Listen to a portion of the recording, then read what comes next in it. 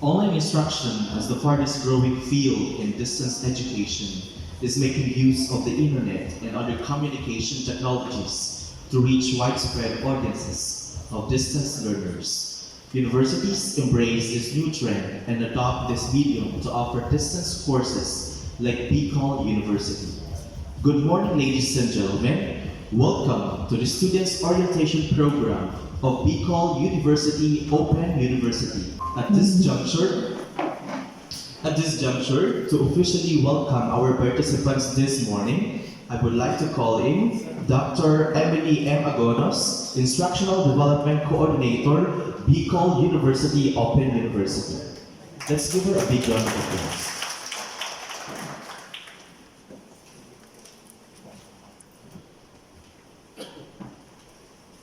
To our guests, invited resource speakers, staff, and members of the Bicol University Open University, core and affiliate faculty, beloved students, good morning.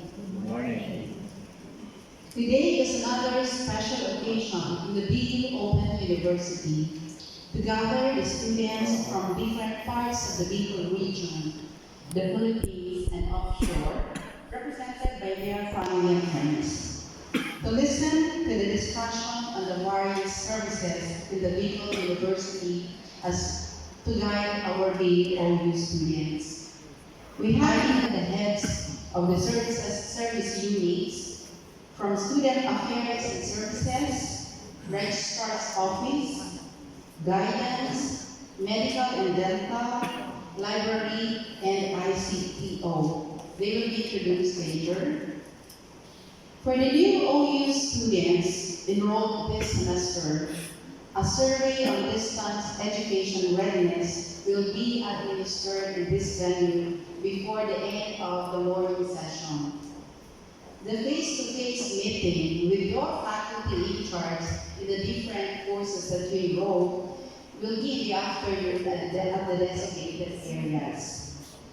BU Open University is happy to welcome both the new and old students enrolled this second semester of academic year 2019-2020.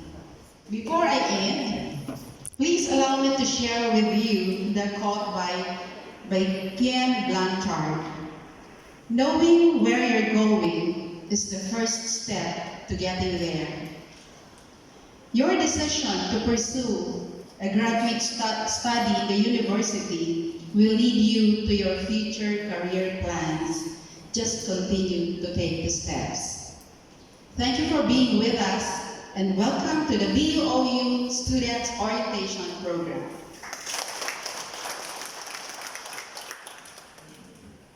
Thank you, Dr. Agonos, for the welcome remarks.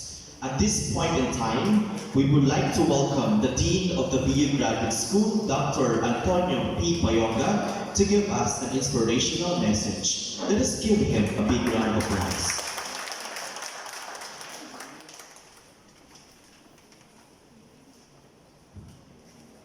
To the Dean of the Bicol University Open University, Dr. Moreno, the officials of the Open University, non-teaching staff, our students, good morning. I wish, of course, to congratulate the Dean of the Open University for initiating this kind of activity of orientation program to guide our students in the Open University for them to be successful in their career in pursuing their graduate program. Of course, I would like to also welcome, on behalf of the BU Graduate School, our students in the Open University. Palakpakan.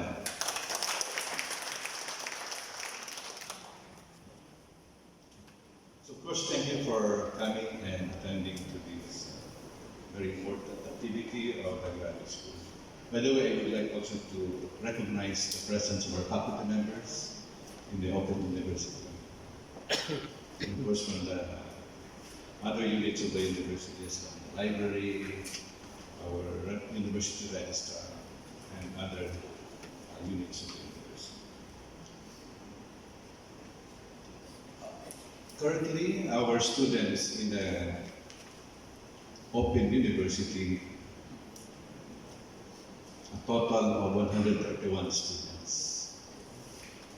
That's both all. This is based on the registrar's office.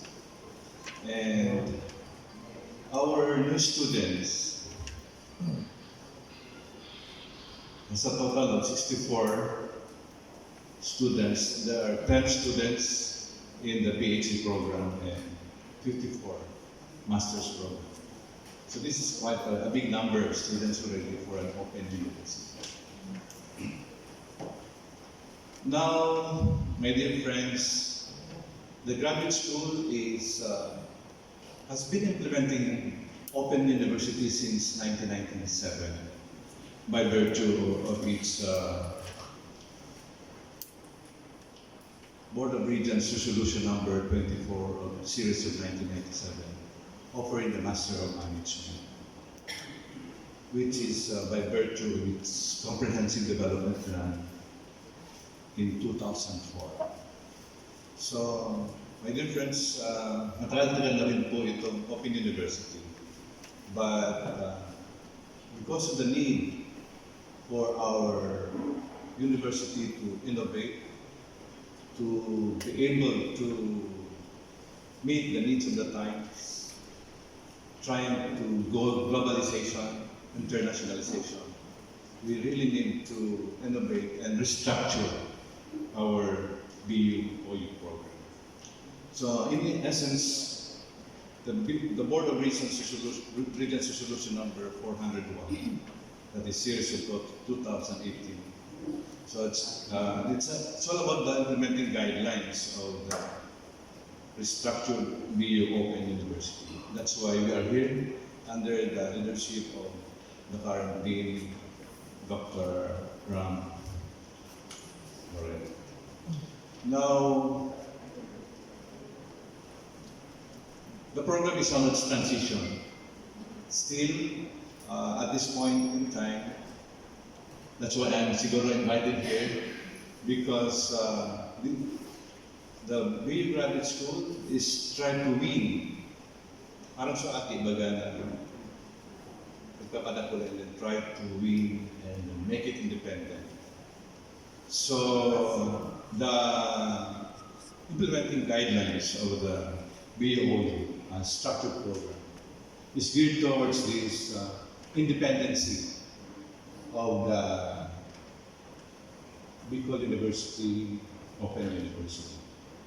Now you are enrolling with the graduate school, you pay your tuition fees in that office, and so on and so forth. And of course, following the guidelines or policies of the BU graduate school.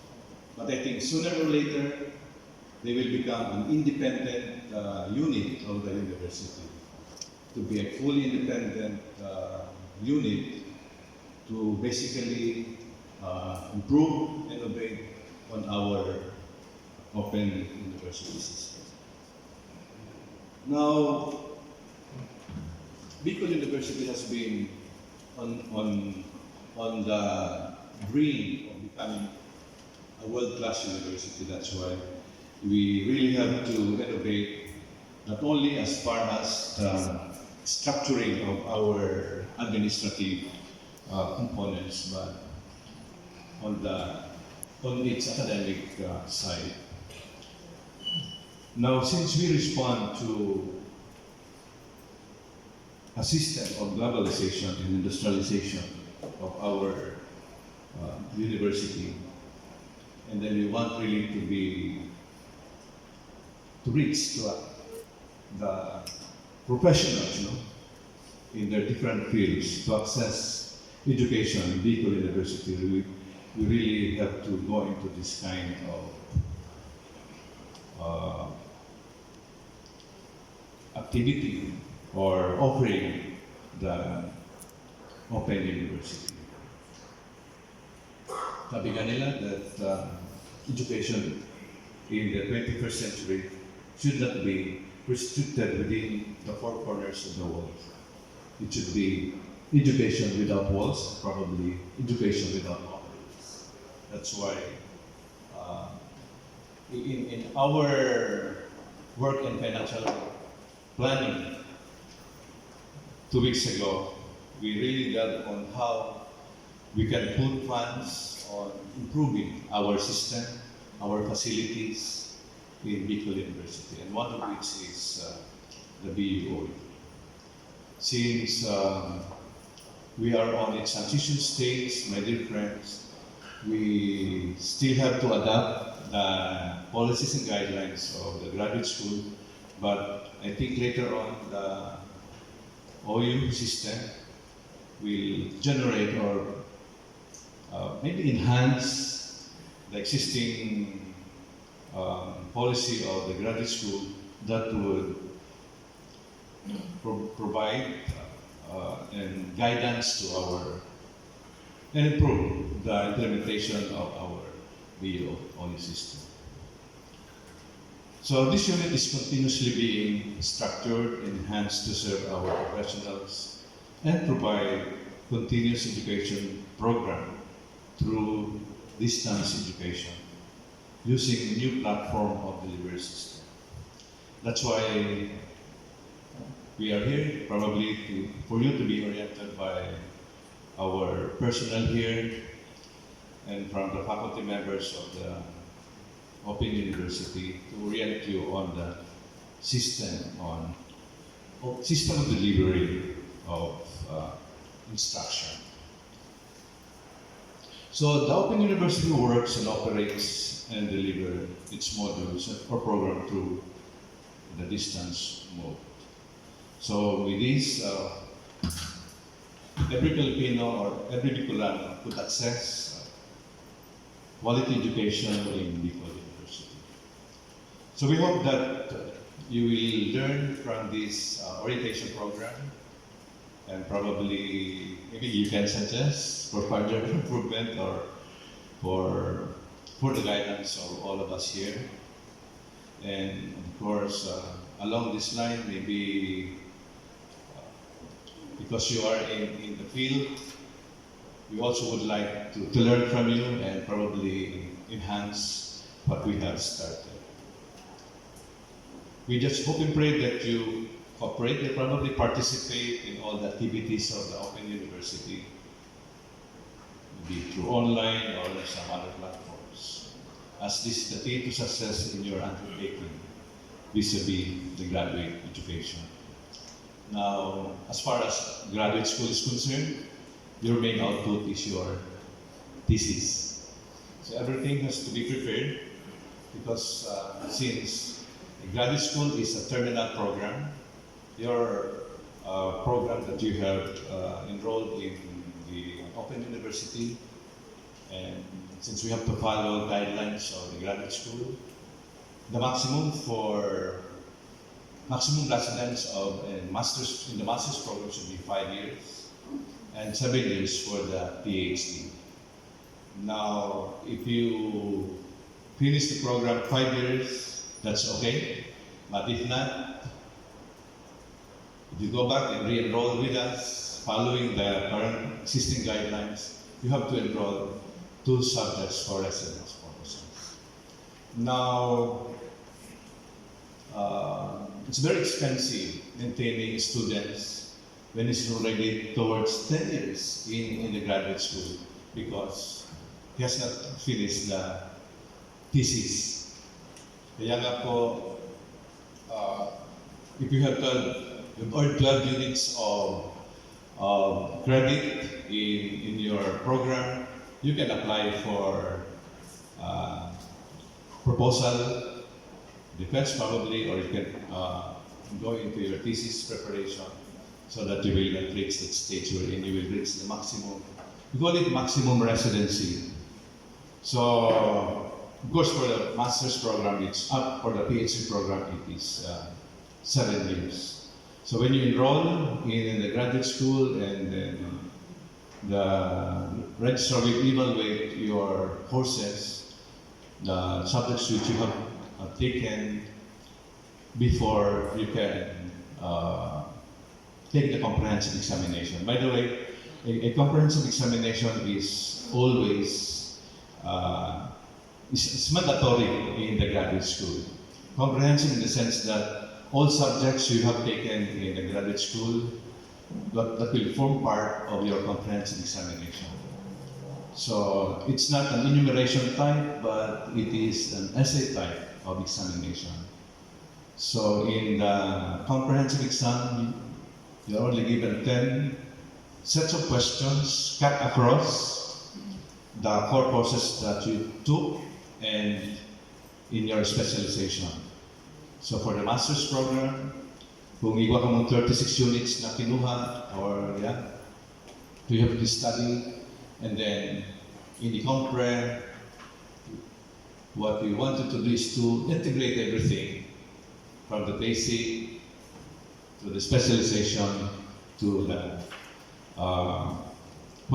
answers that you will have in your compre. We have students who took the examination, 1 or 2 sentences lang sinagot doon sa kanyang exam. So how can the professor predict the answer?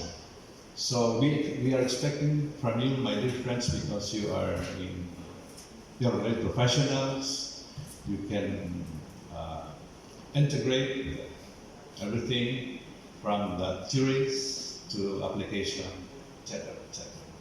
So we don't expect for an enumeration thing that you will answer to us. So usually,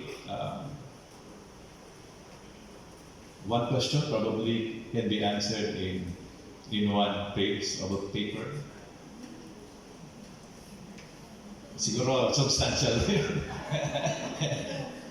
Kaya nga po, igihan nila because, well, if you cannot pass the exam, then you can still take another exam. I think it's for the 3rd time, I think 2nd time, and then if you cannot pass the exam, you will retake. Okay, if the professor or the program would like you to take again. But kung hindi po kayo pumapasa, then gusto mo pa rin mag-enroll. So, we will be forced to let you take a refresher course. But, not exceeding 5 years in the master's program and 7 years in the PhD. So, these are very important, my dear friends, in graduate education. And since now actually for the PhD program there is I think an admin order that time that bago mag-graduate ng isang doctorate student, he should be able to publish a paper to a journal. But now we are relaxing this. But recently, I attended a meeting with CHED, and I've seen from their issuances that sooner or later, I think CHED also will be strict on publication. So students later on, specifically for the PhD, you cannot graduate without coming up with a publishable paper. So, well, of course, that's very important because we expect you to be a researcher, to provide new knowledge to our to the communities or to the not only to the academy but to the field where you are. So if you are in the biology as a PhD student, you must be able to contribute new knowledge to the program or to the expertise. So with that, I would like you to probably if you have problems on the guidelines, maybe the Open University could provide more to the graduate school. We are open for suggestion or for any things that you would like to suggest. So with this, my dear students, I wish you good luck in your undertaking. So I hope you will finish the program, not less than 5 years. And hopefully you will succeed in your own field of specialization. So thank you very much and good morning.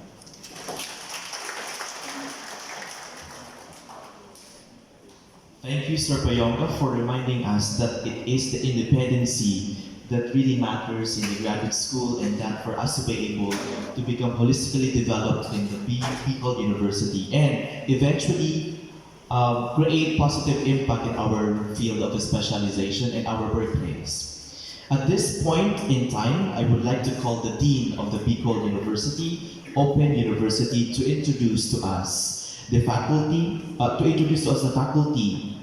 the faculty members. Ladies and gentlemen, let's welcome Dr. Rameses M. Lorino.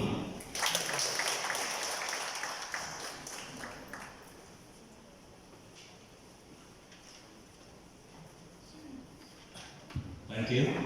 Magandang umaga po sa inyong lahat. I welcome you again to this orientation program, and we are blessed to have you here. I understand that there are some students who may not be able to come because of geographical location. And we are happy to note that there are 4 students na taga ibang countries. We have 1 from Singapore, we have 1 from Japan, from Africa, and China. Wag lang yung movie. Sorry. But I think this will be uploaded later on the orientation to see by our students who will not be able to come and be oriented with this. So, ladies and gentlemen, this is the Bicol University Open University. Because of the passage of the law of Republic Act 10650, which is the Open Distance Learning Act, in 2004, Bicol University responded well to this law that made the Bicol University Open University a restructured one. Simply to state that for those who were not able to come in the campus, you can enroll yourself via online, and you can be admitted and be a student of an open university. Next, please. These are all the legal basis which made the Bicol University Open University, from the Distance Education Act and from the CHED Memorandum Order, and a lot more, including the BU Board of Regents approval. Lately, the Bicol University Administration passed Admin Order 347, creating or restructuring the Bicol University Open University. Next, please. So, with the vision of the Bicol University to become a world-class university, and as cited in the mission as on the Republic Act 5521, with the mission of the Bicol University to give professional and technical training and provide advanced and specialized instruction in the different fields. Of course, we are very proud to say that Bicol University is the first among the SUCs to become ISO accredited. Next, please. If we are to know, the Bicol University Open University have a very distinct objectives, to include provide wider access to quality education by offering degree programs via the distance education mode, to include also developing instructional materials and technology appropriate for distance education. For the information everyone, we are just waiting for the new LMS of the Bicol University. That it's a combination of the UP OU's Moodle and the UST Blackboard. It's also sad to note that medyo na-fail ko na sa bidding, but we are very confident that we'll be having that new LMS of Bicol University. I mean, it's on its way. And to include also that we will be providing workstations for students. Dito sa library, meron din, at saka doon sa office for your use. If in case you have no internet or you have no desktops or laptops at your home, you can do it in the library or in the office for your use. Now, we are happy to inform you that out of the 22 programs approved by the Board of Regents, there are now 6 programs to be offered in the Open University, to include the Doctor of Education in Educational Leadership and Management, the Doctor of Philosophy in Peace and Securities Administration, the Master in Management, the Master of Public Administration, the Master of Arts in Peace and Security Studies, the Master in Local Government Management, and the Master of Arts in Educational Leadership and Management, to include also the English education and the Social Studies education. But there are a lot more programs that were approved by the Board of Regents, and as a marching order, before the end of our term, we are to offer undergrad courses. The target is that 25% of the courses offered in Bicol University will be offered also via the distance education. Now, for the strategies for implementation of this restructured Open University, there is a dean and associate dean for the Open University, because we shall be separated and independent academic unit of Bicol University.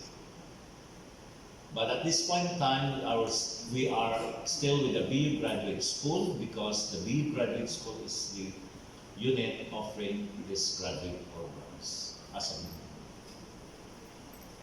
now. We are blessed to have this faculty in Open University. These are the cream of the crop in the university, and we are also very blessed to have more talented instructors hired in Open University.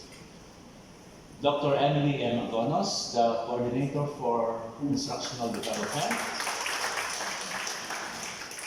Dr. Ramon P. De Leon, the Research and Extension Coordinator of Open University. Dr. Melinda M. De Guzman, the Academic Program Coordinator and the Program Advisor for the EDD, ELM, and the Master of Arts in Educational Leadership and Management. We have also Dr. Maria Jane Mascareñas, who is the Program Advisor of the MA in Social Studies Education. We have the newly hired Professor Roldan C. Cabiles, who will be designated as the GAD and Guidance Coordinator. And of course, Professor Rolling Montealegre, who will be designated as Academic Support Coordinator. And yours truly as the Dean of the Open University and the Program Advisor of the Master of Public Administration. Of course, hindi rin matatawaran ang mga affiliate faculty ng Open University. To start with, we have the newly designated Commissioner of the Sentro ng Wikang Pambansa. We have Dr. Angela Lorenzana of the College of Education. We have Professor Dave Stonga from the College of Education, who will be handling statistics. More will be coming, like Attorney Joseph Bartolata, the Vice President for Administration and Finance, Dr. Luis Amano, Dr. Aris Perez, Dr. Reyna Hamalo, Professor Ruby M. Macasinan of the College of Arts and Letters,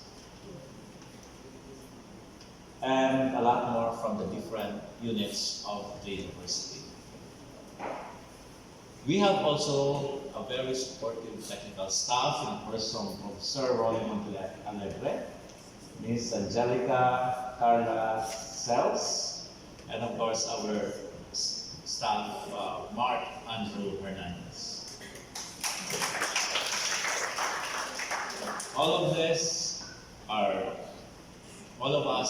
with the Bldg Graduate School headed by the very able Dr. Antonio P. Bldg. And of course, we have also support staff. The registrar now is Madam Ruby Rivero. And a lot more will be coming to us as a newly created unit of the university. Okay? So for the organizational structure, since this is an independent unit, we have coordinators to include also the associate dean and of course the core and affiliate faculty.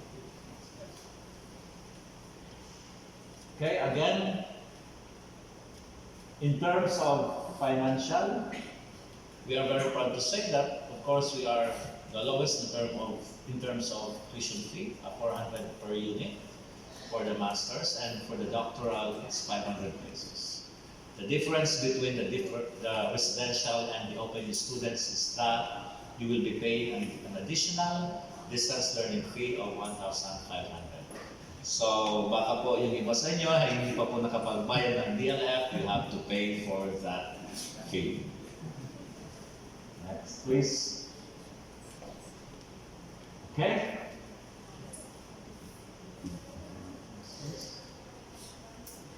We are very proud this time that we started with 49 last year.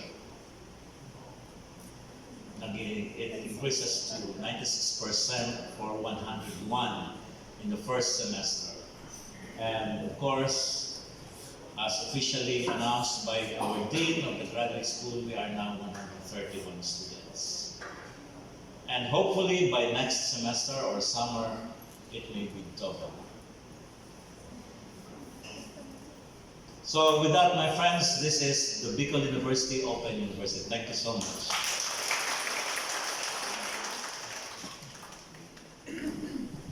Thank you, Dr. Lorino, for presenting to us the details of the Open University and also the faculty members. To present to us the academic policies, I would like to call in the Academic Program Coordinator of the Bicol University Open University, Dr. Melinda D. de Guzman. Let's give her a big round of applause.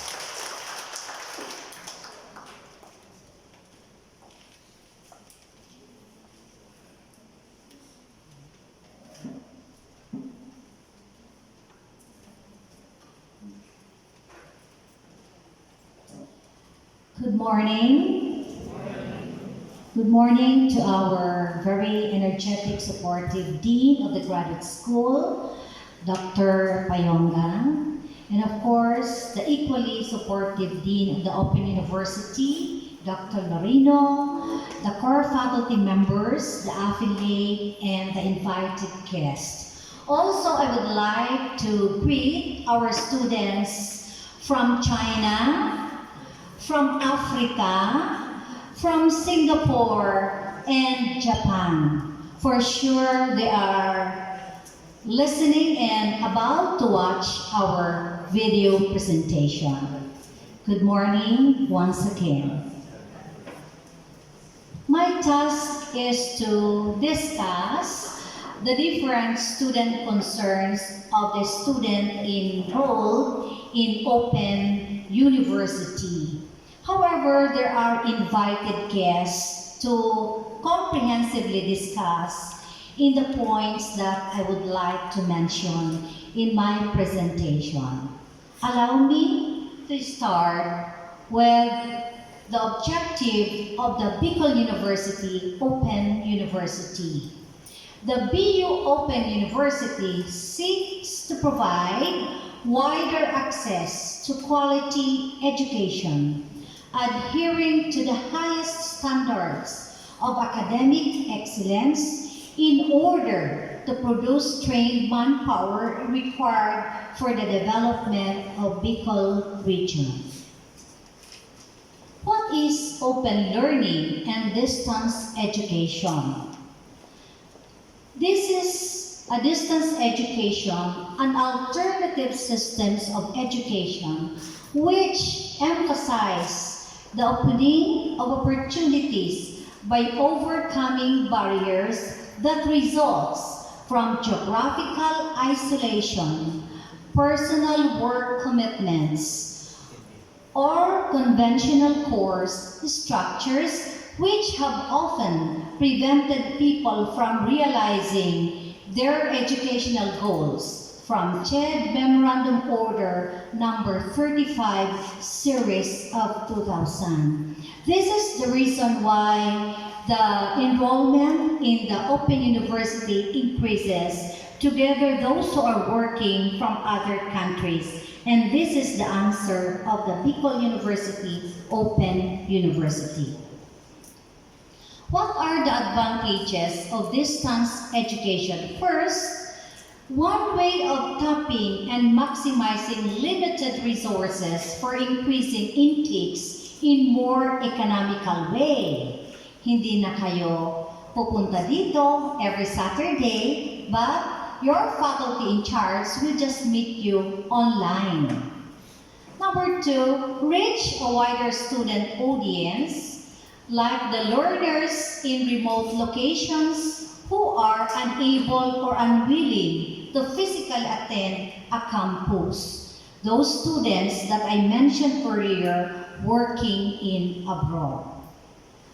Another is meet the needs of students who are unable to attend on-campus classes. Example, the learners engaged in full-time or part-time work, family and community commitments. Majority of the graduate students, especially in private companies, they are required to work sometimes even Sundays and Saturdays. Again, Open University is the answer. The last one is to provide opportunity for continuing professional development for graduates. Our Dean in the graduate school mentioned already a while ago that you are expected to graduate at least after 3 years or 5 years. This is the mode of instructional delivery that the faculty in charge this afternoon during the face-to-face will inform you. The instructional materials like the modules, video clips, audio, computer-based learning materials, or the books will be utilized. Sometimes it will be delivered or it may be delivered through a group chat, email, Google Classroom, and others. The Dean of the Graduate School and the Open University Dean mentioned that soon we'll be having the LMS, maybe summer or by first semester. What are the mode of instructional delivery? I would just like to articulate, which I mentioned earlier. Actual delivery of these course modules is taken care of by faculty in charge or the tutors. Each subject, of course, has an FIC or course supervisor. This afternoon, during the face-to-face, you will meet your respective faculty in charge, so please don't fail to attend. Who ensures the attainment of the objectives of the course, and who rates or evaluates the performance of distance education students. And performance of students enrolled in distance education mode is assessed through submitted assignments, exercises and activities, and supervised examinations.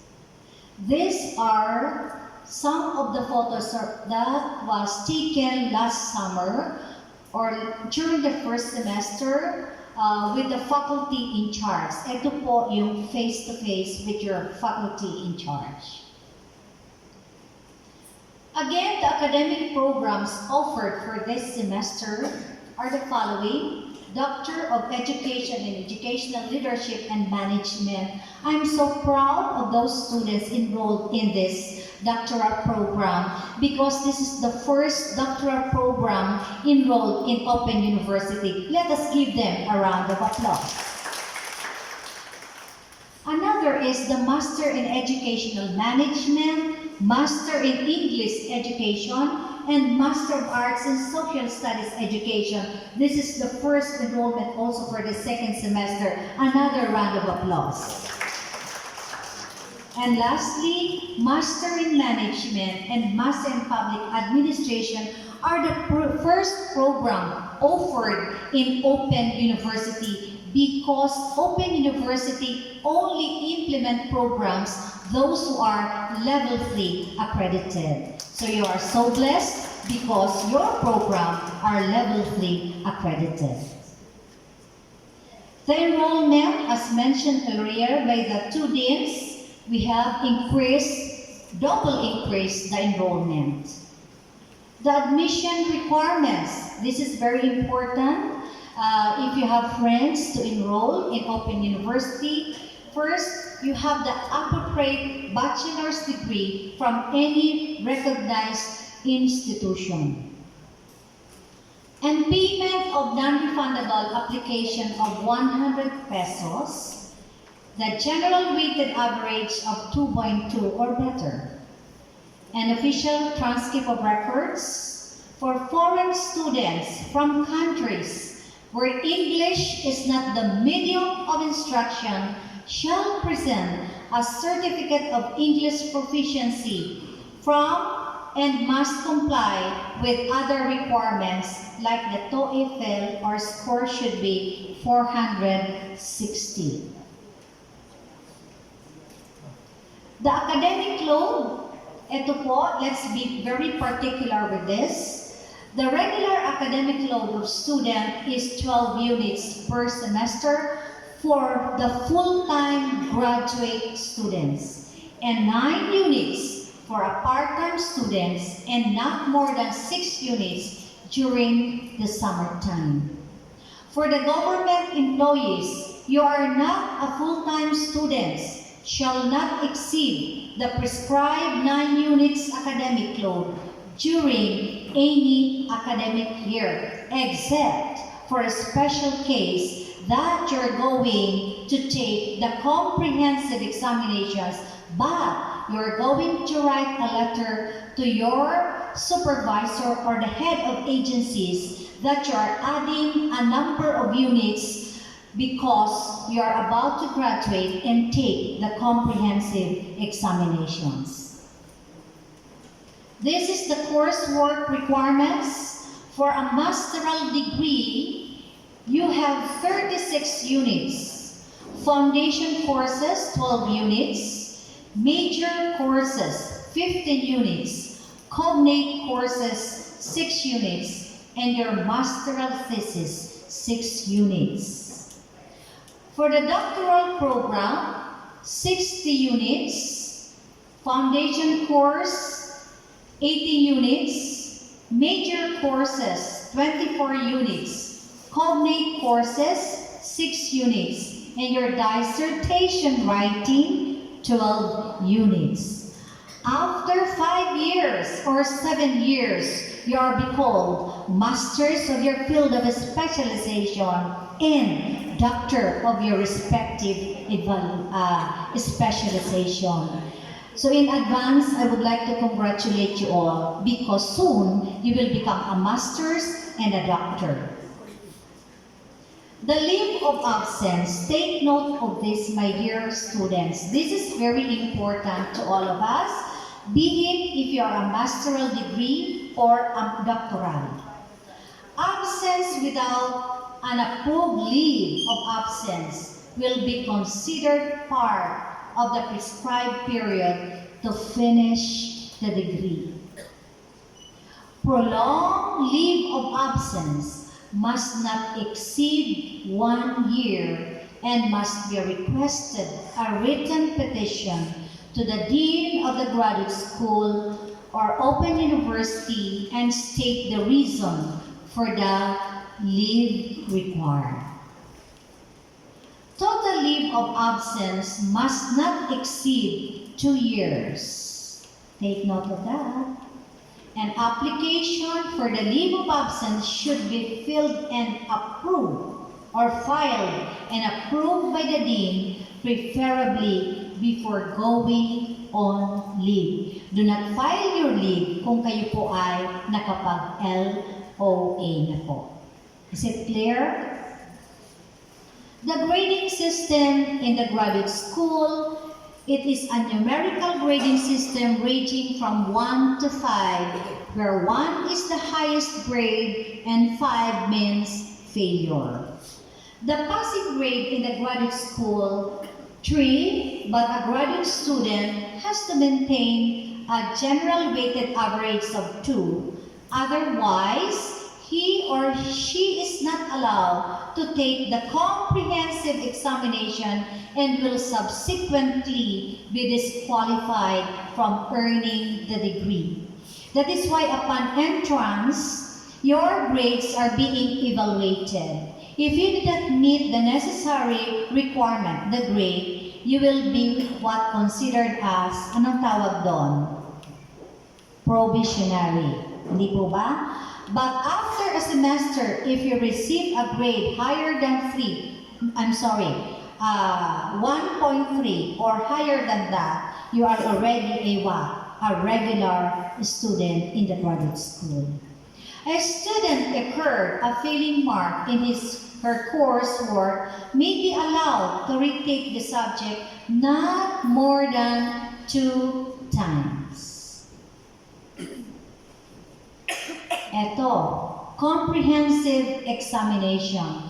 Because after taking the required number of units, you are now eligible to apply for the comprehensive examination. Comprehensive examination administered in the last Saturday and Sunday of October and February. The student may apply for comprehensive examination after passing all the prescribed courses in her program. No student will be allowed to take the examination if he has incomplete grade in any of the prescribed courses. Next, only student with a general weighted average of 2 or better and complied with all the requirements shall be allowed to take the comprehensive examination. The general weighted average is lower than 2 is given the chance to qualify to take 2 additional courses or 6 units to obtain the required general weighted average.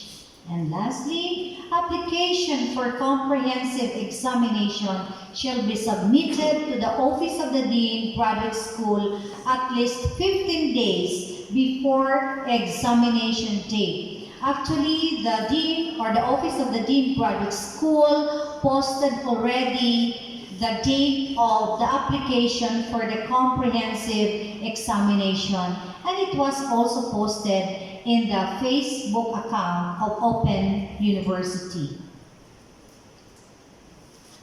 My dear students, you are required to attend the face-to-face this afternoon from 1 o'clock to 5 o'clock. This is your room assignment. May pagbabago po yung ating room assignment. For the EDDLM program, you are assigned at the Open University office, St. Lorco, 3rd floor. For the foundation courses for master's degree, you are assigned at the Open University Conference Room, St. Floor, 3rd floor. For Master in Management, Master in Public Administration, Master in Educational Leadership and Management, Master in English Education, Master of Arts in Social Studies Education, your assigned room is here after the orientation, third floor po. My dear students, once again, welcome to Open University and God bless us all.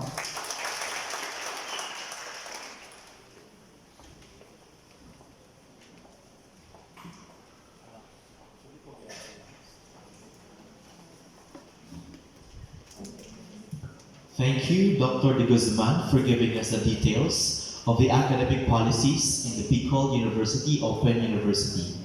At this point, we will proceed to another service of the Bicol University, which is the Students' Affairs and Services by Dr. Baby Boy Benjamin D. Nevers III as the Dean of the Office of the Student Affairs and Services. It will be presented to us by the Director of the University Student Development and Development Services Division in the name of Professor Daves L. Tonga. Let's give him a big round of applause. Okay, thank you, Sir Roldan.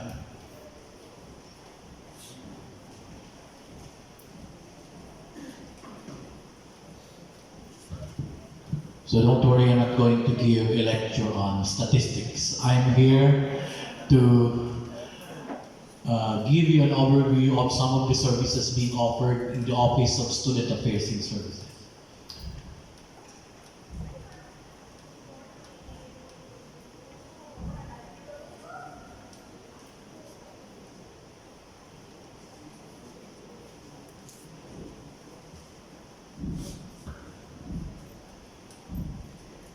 Okay, so although you are enrolled in the Open University and the primary mode of instructional delivery is online, your status as a student in the OU will not hinder you to enjoy some of the services being offered by the university to its regular students. So these services include the library services, medical and dental, and of course the student services.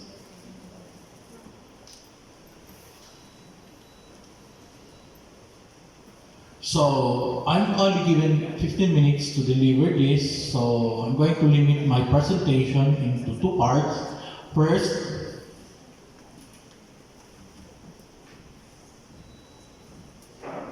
okay, I'm going to discuss some of the services being offered by the OSAS, and another very important CMO or CHED memorandum order is on the travel of students outside the premises of the university, which is the CMO 63 2017 and the Admin Order 582 series of 2017.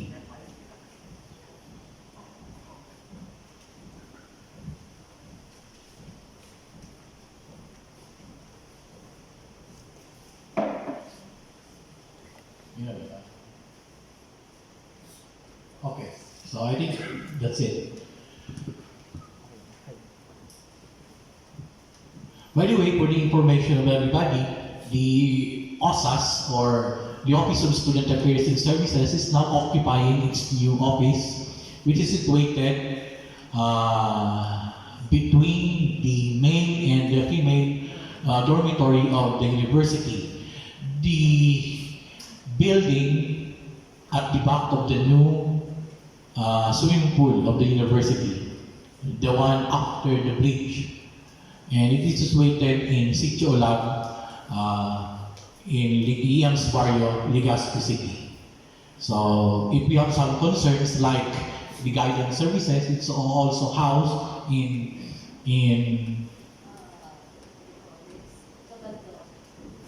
Gabaldon building in the College of Education. Okay, but the University Guidance Services is located at, we call the building as the Bicol University Student Union Center. Okay, and your ID, I'm not sure if you will be required to wear IDs when inside the premises of the university, but nevertheless, the printing of student IDs are under the care of the Office of Student Affairs and Services. Mag-require po natin sila sa RAM ng ID. Okay, so if you want your ID to be printed, then just bring your certificates of registration together with your official receipt. Okay? And the office is open during Saturdays. Okay? Especially now, okay, today the office is open to receive students, especially from the graduate school. Okay, so the Office of Student Services is existing because of CMO number 9, series of 2013, also known as the Enhanced Policies and Guidelines on Student Affairs in Services. Also, the Board of Regents Resolution number 112, series of 2016. So, this BOR resolution approves the proposed change of the name of the Office of Student Affairs in Services, formerly the OSS, to the present name of OSAS. There are also changes in its organizational structure and the logo. The objectives of OSAS, according to the CMO, number 1 is to ensure proper balance between the rights of educational institution and the rights of the students. To improve the quality of student affairs and services among higher education institutions, promote access to quality, relevant, efficient, and effective student affairs and services, support student development and welfare, ensure that all HCIs provide holistic approach for SAS and comply with minimum requirements for student affairs. The student affairs and services and its programs in Bicol University are concerned with academic support experiences of students to attain holistic development. And the OSAS is now being manned and it's divided into 3 divisions. The first is the Student Welfare Division, the Student Development Services Division, and the Institutional Student Programs and Services Division. I'd like to give you a little background on these divisions. And the organizational chart, so we are reporting directly to the Office of the Vice President for Academic Affairs, and the OSAS is headed by the Dean, Dr. Bldg, and under the Dean are the directors of the said divisions.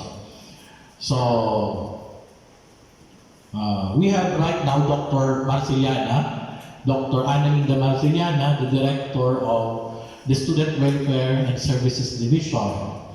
And we have a new Director for the Institutional Programs and Services Division.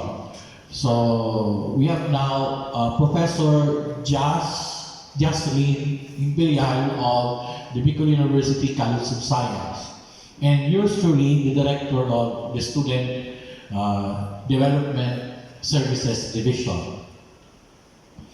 So under the Student Welfare Services Division, these are basic services and programs needed to ensure and promote well-being of students.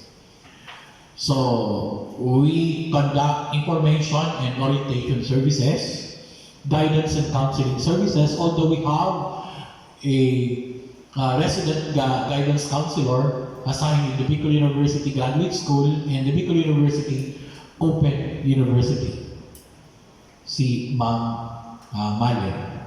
And we have also career and job placement services, although this is more intended for our undergraduate students.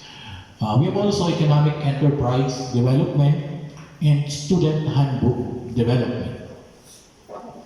Under the student development services, okay, so this refers to the services and programs designed for the exploration, enhancement, and development of the students' full potential for personal development, leadership, and social responsibility through various institutional student-initiated activities. So under this division, so all student activities will be coursed through this division. So if you're planning to conduct activities both inside and outside the university's premises, it must pass the Office of Student Affairs and Services through the USDS division. Also, the student organization, by the way, is a basic right of the student to self-organize. Although you are enrolled in the Open University and you are not required to be here during Saturdays and Sundays, again, this will not hinder you to organize yourself into student organization. Okay? The university guarantees freedom of self-organization. So also, leadership trainings, okay? The student council and government is under the direct supervision of the SDS. Also, student discipline and student publication and yearbook. The third division is the Institutional Student Programs and Services Division. This refers to the services and programs designed to proactively respond to the basic health, food, shelter, and safety concerns of the students, including students with special needs and disabilities in the school. So this includes admission, scholarship and financial assistance, food services, health services, although later on I think si Doc Abanza will be giving his message with regards to the health services of the university. Okay. Safety and security services, student housing and residential services, multi-faith services, and foreign or international student services. There are offices in the universities that are in complement with the services being offered by the OSAS. So we have the admissions office, we have the business affairs office, the university health services, and we have also the internal security services of the university. Okay, with regards to scholarship, we are offering scholarship not only to undergrad but also to graduate school students. So we have scholarships for Bicol University personnel, and to name some of the services being offered in the university. So other scholarships may include scholarships from CHED, or the Commission on Higher Education. We are entertaining scholarship from DOST and other government agencies. Okay, so also under the institutional student programs and services are the cultural and the arts program and the sports development program. Okay. We have also social and community involvement programs and other related programs and services. So those are the services under the Bicol University Office of Student Affairs and Services. And the second part of my presentation, actually the Dean of the OSAS specifically requested for this presentation to be given to you, because again, although you are enrolled in the Open University, you are not hindered to conduct activities, especially activities outside the premises of the university. And I'm going to refer you to another CMO, very important CMO. This is the CMO 63. CMO 63, series of 2017, and is being supported by Admin Order number 582, series of 2017. I'm going to direct you to section 7.6. This is about the authority who will grant the authority to travel to students who will have activities outside the university. Okay, so CMO 63 is all about policies and guidelines on local off-campus activities, and the Admin Order 582 is all about local travel of students. Okay, so its effectivity is 15 days after July 25, so it's now in effect and it's not yet superseded by any proclamation. So it supersedes CMO 17 series of 2012. So these are the objectives of some of the objectives of the CMO. So these set of policies and guidelines aim to guide HEIs or higher education institutions in the conduct of off-campus activities in order to develop the holistic experience of students and to provide access to efficient interactive learning for students through meaningful off-campus activities as part of their program requirements embodied in the above curriculum. Quality off-campus activities necessary to the acquisition of relevant knowledge, skills, and values. Mechanisms to exercise due diligence prior, during, and after the activity to ensure safety and welfare of the students and HEI personnel. And mechanisms for the implementation of parallel activities to those students who will not be able to participate in said activities. So the coverage of the CMO, it covers all off-campus activities of Bicol University within the Philippines. Because international off-campus activities, we have a separate CMO for that. The activity shall include but not limited to the following. So it can be curricular or non-curricular in nature. When we say curricular, it's a requirement for the course. Okay? All other activities that are not a requirement is said to be non-curricular activities. So under curricular activities, we have educational tours or field trips, participation in attendance in degree program, relevant events. This will also include the field study, experiential learning, and other related learning experiences of the students.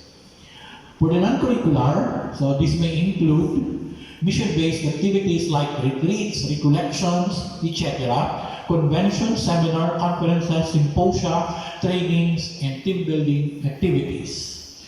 Volunteer work including peer helper programs, relief operations, community outreach, and immersions, advocacy projects and campaigns.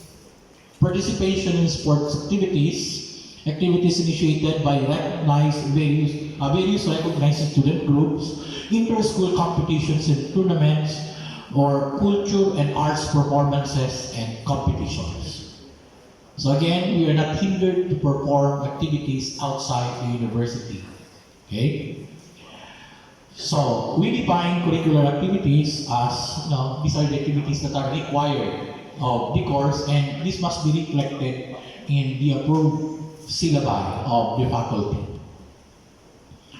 So educational tours are, in contrast to field trips, they are lengthy, more lengthy, and sometimes it involves more than 1 day of travel. Okay. So I'm going to skip some of the parts. So, because some of these are applicable to undergraduate students. So non-curricular non-curricular activities are the activities mentioned a while ago. Okay, so by definition of campus activities, these are any activity that are conducted outside the premises of the university. So it may be sounding funny, but we have activities that are just across the street, and yet we need to secure the travel order from the necessary authority of the university. Okay, so DCMO excludes international travels of students. So there is a separate CMO for that, specifically the CMO 26 and 2015. And also internship, OJT, and practicum. I think no program in the graduate level that will require internship, walang program. So, nevertheless, internship, OJT, and practicum is under CMO 104 series of 2017. So, I'm going to skip to the requirements kasi ito yung usually tanong na. So, what are the required documents should we intend to conduct activities outside Bicol University? So, for curricular activities, we need to include course syllabi, approved course, specific course syllabus, specifying that the off-campus activity like educational tours and field trips are required in the subject. So the destination with its appropriate report and the student manual. So we have a student handbook in the undergraduate level. I hope meron din student manual ang graduate school. And it must be stipulated in that manual that off-campus activities are allowed. So, also a duly notarized consent. In the undergrad, we require parents' consent, and in the grad school, sometimes, if the parents' consent is not appropriate, spouse's consent is more applicable. Also, a medical clearance duly signed by our university physician or other government physician shall be required. And there must also be a personal in charge, okay, designated to ensure the safety and security of the students prior to, during, and after the off-campus activities. And it is also required that the person in charge must have a relevant training on first aid or basic life support. So, during the off-campus activities, it is mandated that you bring your first aid kit, and you also include in the proposal the schedule of fees and the appropriate report.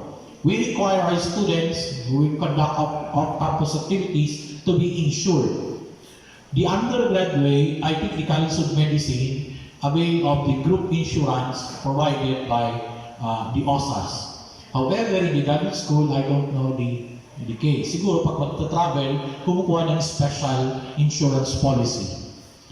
For the mobility of the students, you only allow 3 types of vehicles to be used by our students. First, the vehicle owned by the university. So you need to ask for permission to use the university vehicle, and it's under the university motor pool. And the request must be filed, I think 7 days before the intended date of travel. Okay. Next requirement, okay, it's either you use third party, okay, yung mga travel agency, pero may mga requirements lang.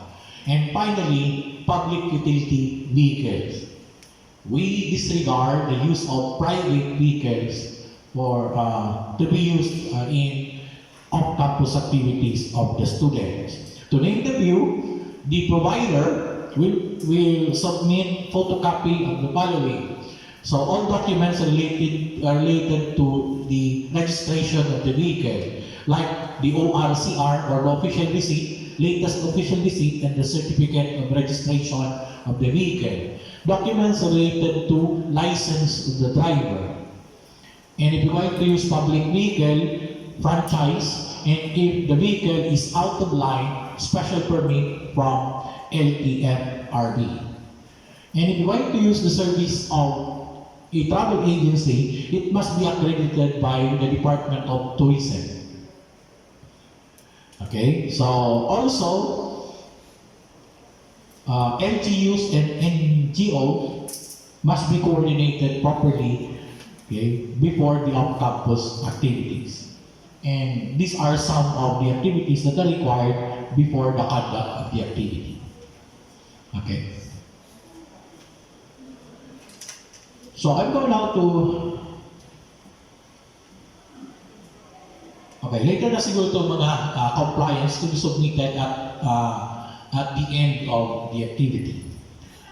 So I'm now going to show you the content of admin order. Ito yung may authority to issue travel order. You know?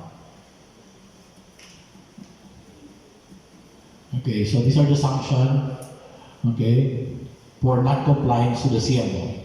Now, Bicol University Admin Order number 582, series of 2017, is the decentralization of administrative and fiscal authority of the personnel of the university. And it's effective since October of 2017. But I'm not going to discuss the entire content of the admin order, but I'm going to focus more on section 7.6, local travel of students. Okay, so this applies not only to the undergraduate level, but also for our post-baccalaureate degrees like the College of Law, the College of Medicine, and the graduate school, including the Open University. Travel of students within the Bicol region, but not exceeding 7 calendar days, shall be acted upon by the concerned dean or director or his authorized representative upon the recommendation of the OSAS. So, in our case, I think si Dean Lorino. So, Dean Lorino or Dean Payonga, as the case may be. For travel of students exceeding 7 days still within the Bicol region, it must be acted upon by the Vice President for the Academic Affairs, Dr. Helen Lianaresas. And it must be recommended for approval by the Dean of either the graduate school or the Open University and the Dean of the OSAS. For travel with students outside Bicol region, okay, this shall be acted upon by the university president as recommended by the VPAA and the OSAS. So, yun po ang maliwanag natin dito na. So, all travel of students shall be approved upon compliance with pertinent policies and guidelines on local off-campus activities of the CHED and of the university. And CHED Memorandum Order 63, okay, series of 2017 is our legal basis for the travel of students outside the premises of the university. So I hope that is clear enough. And if you have some questions with regards to student services, please feel free to visit our office in the Bicol University Student Union Center, Mondays to Fridays during office hours. And sometimes we are open on Saturdays to accommodate graduate school students. With that, thank you very much for and have a nice day.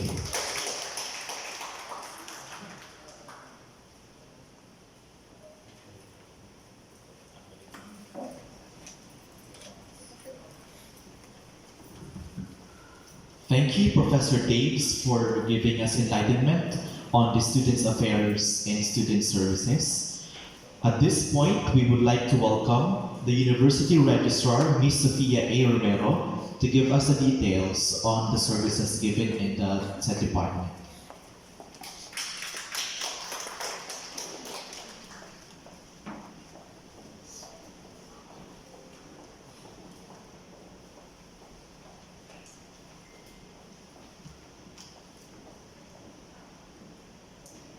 Hello, good morning. Good morning. Are you still okay? Yes.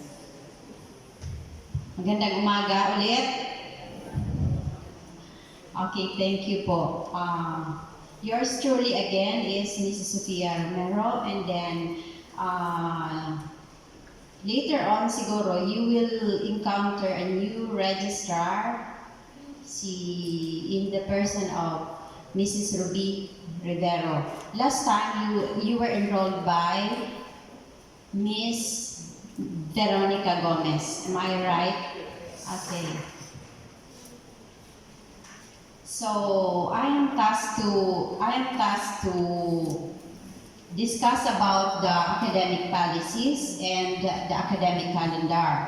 However, Dr. De Guzman have already explained to you part of the academic policies, and perhaps you already absorb all of those. Siguro po, alam na ninyo yung iba. However, I need still to discuss some para po alam ninyo yung policies and procedures po dito sa Bicol University. Now, under enrollment, we have certain services, and then before siguro, during the enrollment, na-encounter ninyo that you were required to submit the admission requirements. And I'm sure that you have complied all of them. And of course, a master's degree program, one of the basic requirements, of course, you should have passed the general weighted average. Sinabi po kanina, in-explain na ni Dr. De Guzman, it should be 2.2, and then you have to submit the official transcript of records. And then sa doctoral naman po, sino po ang mga sa doctoral po? Ilan po dito ang sa doctoral? May I see? Okay, thank you po. And then, sa doctoral naman po is the general weighted average required is 1.7. So I think you have passed the general weighted average. Now, sabi ni Dr. De Guzman kanina, dapat appropriate master's degree or any other related course po doon. Pero kung dito po kayo sa Bicol University, of course, dapat vertically articulated po yung course ninyo. I doubt sa iba po. Pero sa iba, pwede naman yon. Then, dito naman sa doctoral programs, siguro, appropriate master's degree. Sa master's degree program, it should be appropriate bachelor's degree. Then, sa doctoral program naman, appropriate master's degree with thesis. Siguro lahat naman po may thesis po yung nag-graduate sa master's degree. Lahat po, yung wala pong thesis dito, yung non-thesis po nag-graduate, mayroon po. Kasi pag non-thesis po, you will be allowed to obtain an advanced degree, which is you will be required to add additional subject or a special project or an additional coursework to replace the thesis. Ganun po siya. Siguro wala naman po dito na wala naman po na thesis. Now, let's come to the other requirements po ng master's degree and then the doctoral degree. Una po sa lahat, you have submitted the notice of admission. Kailangan po yung notice of admission, it should be approved by the dean of the graduate school or si Dr. Lorino po ang mag-approve.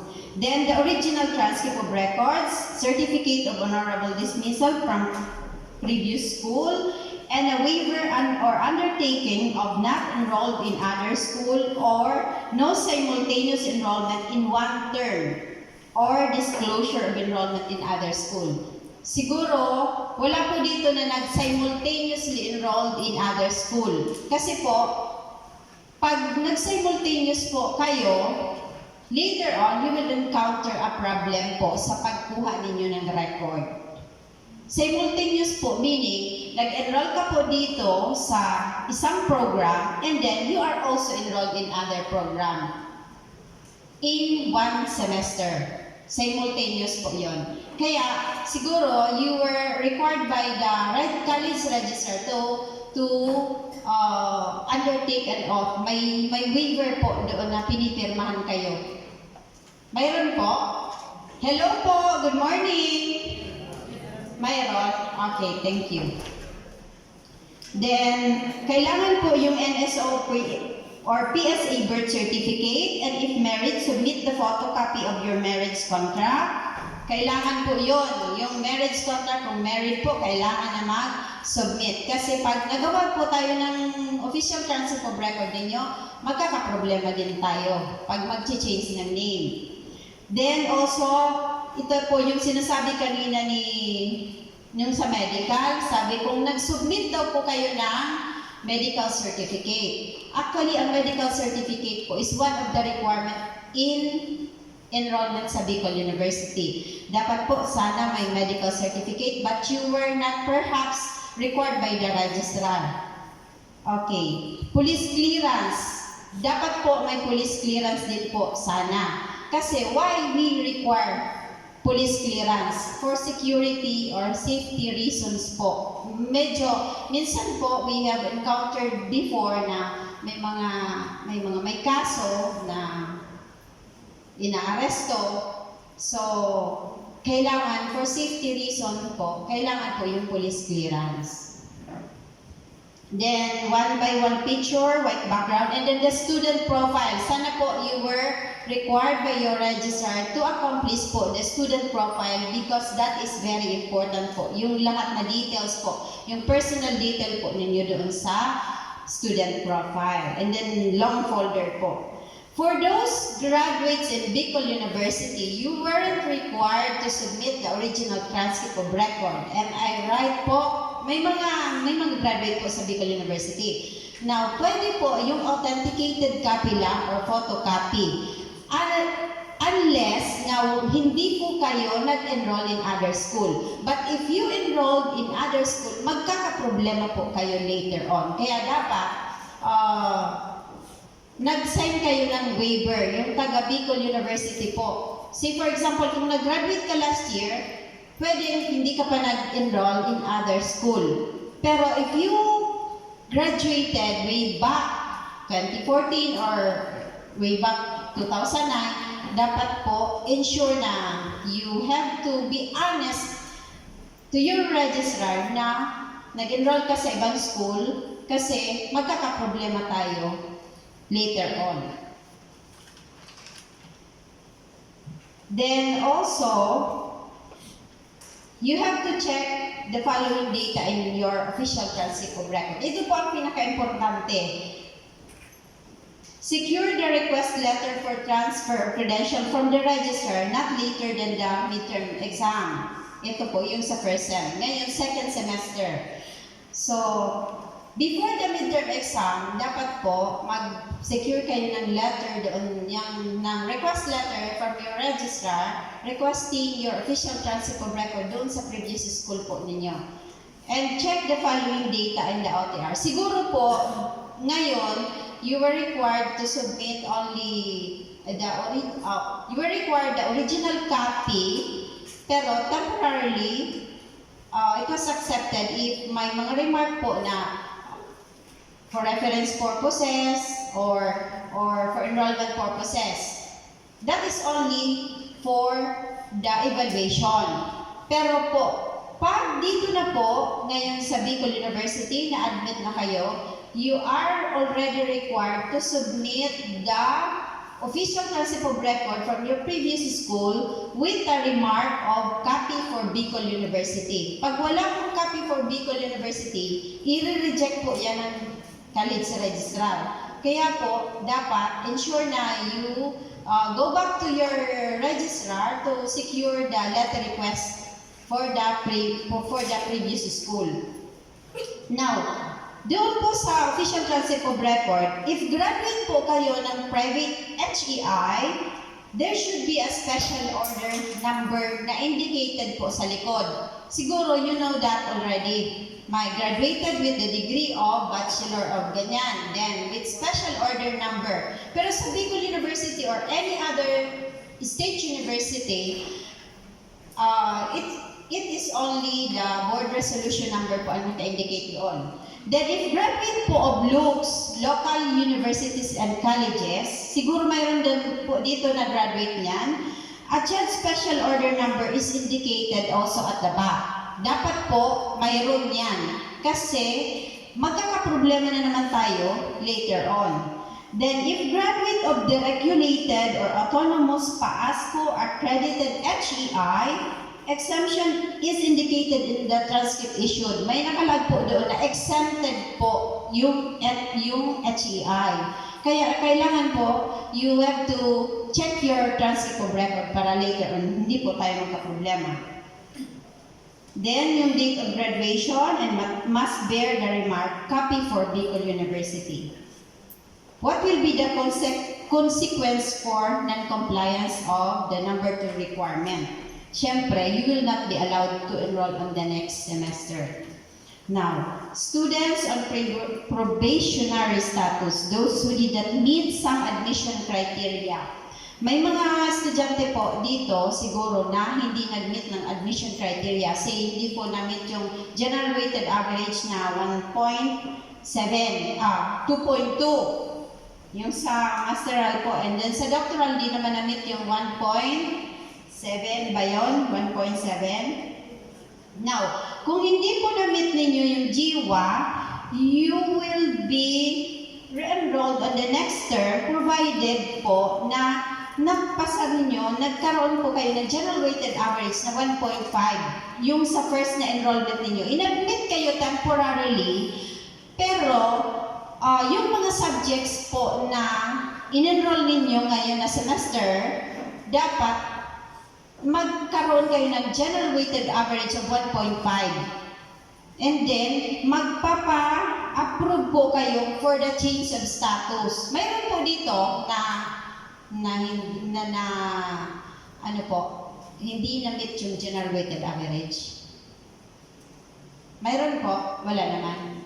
Okay. Pag hindi po na-meet yun,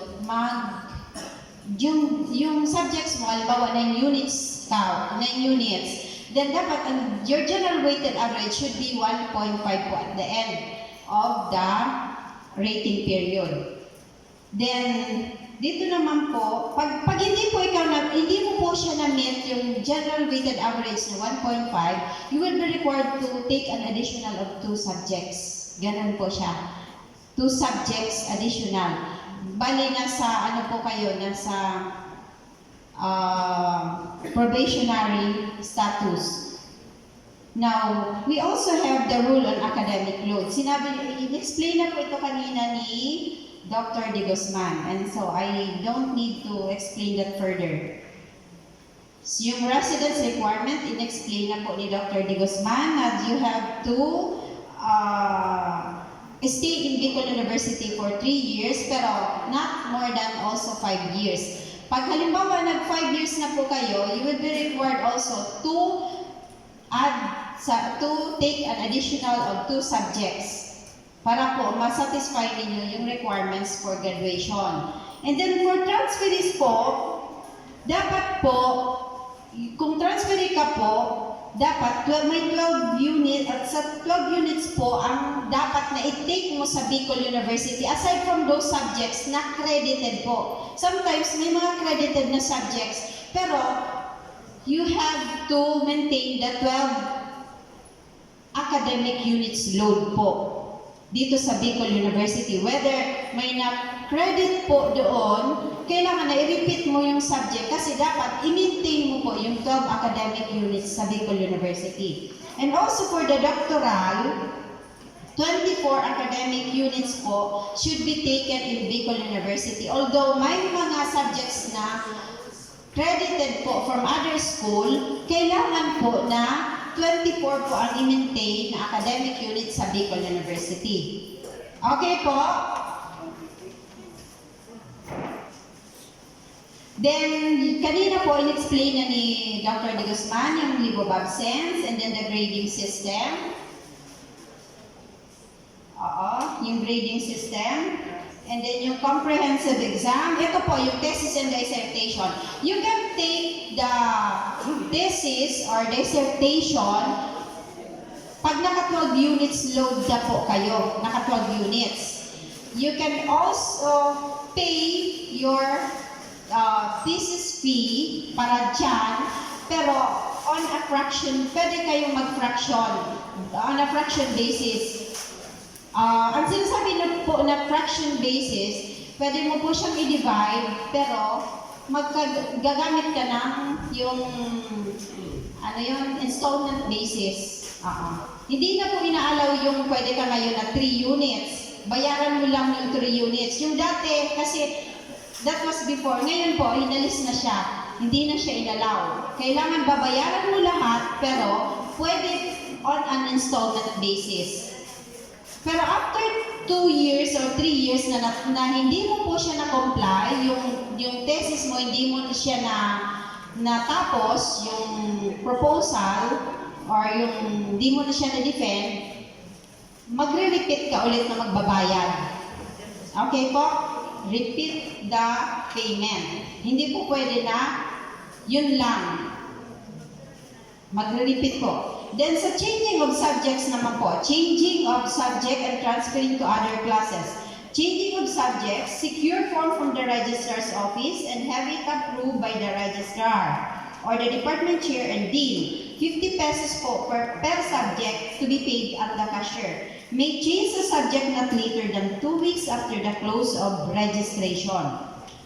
Pag na-close na po yung registration, you can no longer change the subject. And then for the adding of subjects, secure form from the registrar's office, have it approved, and then pay the 50 pesos per subject to the cashier. May add a subject within 1 week after the close of registration. Load must not exceed the prescribed maximum load.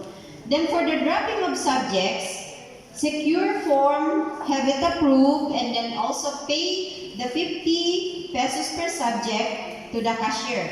You may drop a subject before the midterm examination, where after midterm, it may be dropped for valid reasons only. Pero kung hindi po valid yung reason ninyo na nag-drop kayo, hindi po pwede siya. If dropping is done after obtaining a midterm grade, the professor may give you a grade of 5. Okay po? Pero po pag halimbawa nag-file kayo ng dropping form before the midterm exam, hindi po pwede kayo bigyan ng grade of 5 ng professor. Pero after the midterm exam, pwede kayong bigyan ng grade na 5 ng professor. Pero kung hindi naman po kayo nag-take ng exam, the professor cannot give you a grade of 5. Now, for the refund of fees, ito po, very important sa refund of fees. Sa withdrawal of enrollment, before the opening of classes, submit a written petition for refund. Full refund may apply except entrance and matriculation. You can withdraw the credentials submitted as requirements for enrollment. Hello po, good morning. Hello. Okay, medyo na kayo bored. Pero ito importante kasi usually this is this is always the problem of the registrar. Ito po na refund. Kailangan po na alam ninyo yung sa refund. Hindi tayo pwedeng magtanong-tanong ulit-ulit. Kaya, please listen. Sabi ko, submit a written petition for refund. Then, full refund may apply except entrance and matriculation. You can withdraw the credentials submitted as requirements for enrollment. But, however, if you would like to withdraw the enrollment after the opening of classes, after this period, rules on dropping will apply. No withdrawal of credentials. Drop subjects will be reflected in the official transcript of records, and then honorable dismissal will be issued. Refund is only allowed for tuition and other assessed fees except entrance and matriculation following the schedule. Within 1 week from the opening of classes, 80%, and within 2nd to 4th week from opening, 50%. After the 4th week, full payment or no refund. Laboratory fees cannot be refunded after 1 week from the opening of classes, but if there was a forced dropping, full refund of tuition fees is allowed. Refund of fees due to the following. For example, official dropping or unofficial dropping of enrollment anytime within the semester. The student shall pay the tuition and other assessed fees following the schedule below. Halimbawa, within 1 week from the opening of classes, 20%. Within 2nd to 4th week from the opening, 50%. And then after the 4th week, full payment is required. Naintindihan po ninyo yan? Kasi yan usually ang problem ng mga students sa graduate school. So, I hope na you will not encounter this kind of problem later. Kasi ngayon, magmi-midterm baga. Maybe some of you, any moment or any time, pwedeng mag-drop, pwedeng mag-refund. So, these procedures will apply.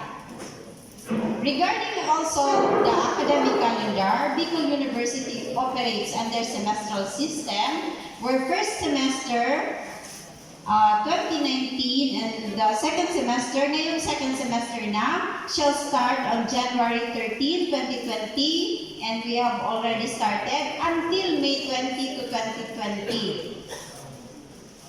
So the midterm, we have to expect it siguro ngayon na mga March or February, last week siguro. Hindi ko nalagay dito. Then the mid-year will be on June to July 2020 if you are still planning to re-enroll, and then mid-year vacation will start on May 21 to 20. All these documents can be requested at the registrar's office, and then the requirements for the issuance of grades. Halimbawa, gusto po ninyo na mag-request ng official transcript of record, certification, kasi mga working po kayo, maybe later, after you have enrolled for a semester, you are going to secure for your official transcript of record. You can apply at your registrar. Just pay the fee na 50 pesos per page, and then submit all the requirements, kagaya po ng documentary stamp, picture for the transcript. Ang picture po is 2x2, white background with name tag. Kasi sigurado po magre-request kayo after this period. Some of you for employment or for promotion purposes. So, ito po, tandaan na po, documentary stamp, 2 pieces for every set of document, and then picture for the transcript, and then your college, yung clearance po ninyo. Importante po ang clearance. Pag walang clearance, you will not be issued your official transcript of record. Now, once those documents are completed, ginagawa po yan sa college. It is being forwarded to the Office of the University Registrar for the final signature, for review and final signature. Then, to know other procedures, please visit the BU website, www.bicol-u.edu.ph, or you may request a copy of your student handbook po sa graduate school, or dito sa kay sir, sa dean ng wala ka sir, wala pa. Okay, for further inquiries, you may email us at bu_euro@yahoo.com or bu-euro@bicol-u.edu.ph. Pag may mga problema po kayo, just go to our office and we are there to serve you po. Or you can email us po. You can call, or you can also reach us out on our Facebook account, BU University Registrar's Office. Lagi po siyang nakabukas. Pwede po kayo doon. Okay po? Thank you very much and have a nice day.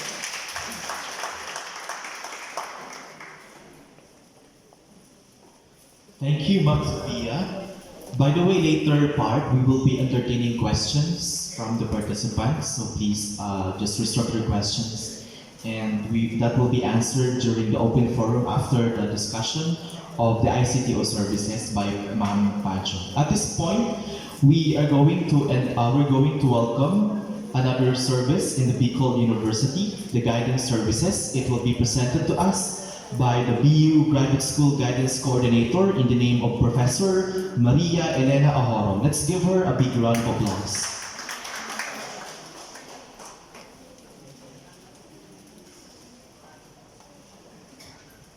Thank you very much, sir. Good morning, everyone.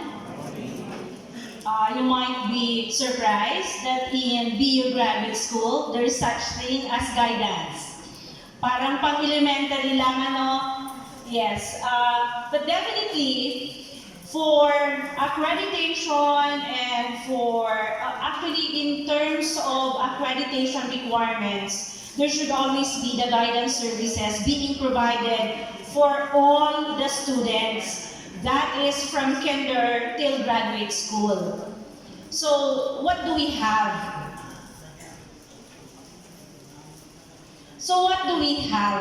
First and foremost, the guidance services is under the Office of Student Services, which was it was mentioned a while ago by by Mr. Toga.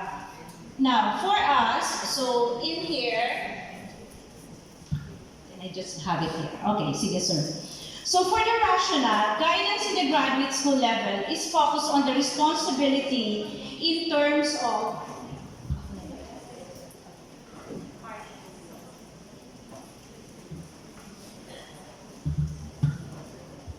So here, focus on the responsibility to create opportunities for personal growth, development among its student population through careful attention to ethical standards, professional development, guidance endeavors to facilitate conceptualization of a professional role for program graduates. It encourages students to develop attitudes, values, and beliefs that enhance the abilities to work with others in the helping process. Now, sounds complicated, but the thing is, basically, what you're attending now is one of the services that we have. For orientation purposes, for you to be able to know what did you enroll in, what are you going to go through. So the orientation is one particular service that guidance is also providing. Then we have the vision statement. Bicol University Graduate School Guidance is committed to assist students to become open to growth, become intellectually competent, socially conscious, and meaningfully aware of a sense of commitment to themselves and to their tasks. Particularly, your task is to graduate. Your task is not just to enroll. Your task is to graduate and finish the degree. So definitely, that's supposed to be the goal of everyone. Then the objectives. I am here, our office, actually, I am not alone. We are a team to assess you, to make maximum use of your education opportunity that will enable you to develop your potential and become an effective member of society, to help improve the ability of the students to understand self, environment, etc., in terms of self-direction towards attainment of greater personal satisfaction and adjustment in the light of accepted social and moral values. Now, here, in terms of the services, first and foremost, you have the values and creative management for organizational development. Usually, we have what you call forums, but these are what you call the forums or the fora. It may be organized by guidance. If you were able to attend last, if I'm not mistaken, the first semester, we had it in August, or rather September. We had what you call the orientation for the students, for the regular graduate students. Then we had what you call, after that, we had a sort of a talk in terms of the value. And I think, if I'm not mistaken, it was we titled it in terms of grit, the motivation to be able to withstand all the rigorous things in life and be able to graduate. And that was what you call the essence of the talk last time during September. So the forums or the symposium and even trainings, symposia, trainings and all, it could be also that you also sponsor it in coordination with us. There could be what you call certain programs that you could coordinate with the guidance office, and we have a little bit of the funding that will be able to, if you'll be able to come up with the activity with our help. So that could be, aside from the activities that we have, you can also coordinate with the office and will be able to collaborate perhaps in terms of your activities if it will involve a lot of your or a lot of the students or a lot of your classmates. We also have the counseling program. Now, the counseling program here in the Open University or in graduate school for that matter is of course very different from that of the undergrad. Usually, your counseling is more on your program advisors. Definitely, these are the concerns that you have in your enrollment, concerns that you have in your subjects. Let's say, for example, things that you were not able to comply with, you have to talk to your professor. So I give the leeway to that. Definitely, before you come to me, definitely your program advisor, your professors will be the one, you're supposed to approach them first. Not unless you have other concerns that really concerns the graduate school, then can be referred to me. So there are what you call referrals. Or can you just walk in my office in the but I am not so sure exactly how it's known now. The old building right in front of the RTTH. We are part of the building, di ba yung pinaka-old building, tas yung grounds, there's this flagpole. Then we used to call it, or for those people who have children or who graduated here in BU long time ago, this is the Bucels building. Okay? Now, in the mezzanine, we now have the graduate school guidance office together with the College of Education guidance office. It used to be below is the library of Buse, but now the library of Buse is also transferred here in the main library. So for now, it's what you call an empty space below, but definitely the second floor, this mezzanine floor, is occupied by the guidance office. Now, I mentioned that because you can walk in. From Monday to Saturday, I am around.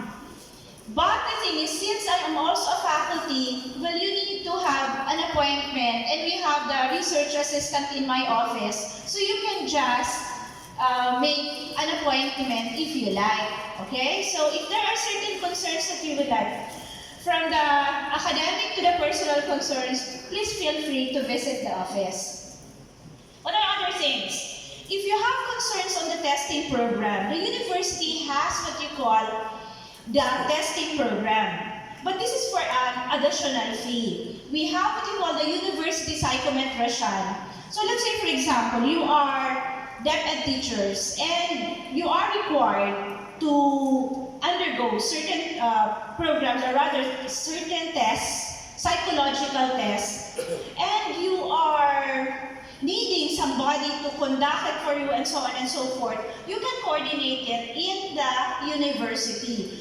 Now, you can go to the Bicol University admissions office where the university psychometrician is. I'm not really, because before it was Dr. Hazel Vergara. But for now, I think it is Dr. Penny P. Lumibao for handling the tests for graduate students and for the undergrad. Okay, so testing program. Minimal po ang fee if you are enrolled in Bicol University. You know for a fact that it will cost you thousands if you will be having it outside. But since you are a student, there is what you call a special fee for students for BU. You can even have your kids, by the way. If, let's say, for example, you would like to have your children assessed, definitely BU can also do that for you. So, the types of tests administered, you have the intelligence test, you also have achievement, aptitude, personality, interest, values test, and the other things that you can come up with. Particularly, in intelligence tests, we could have what you call you can have the Binet test. You could have what you call personality testing. Definitely, we have that. No? So it depends. It could also be projective tests, etc., etc. So we could do that for you. Another,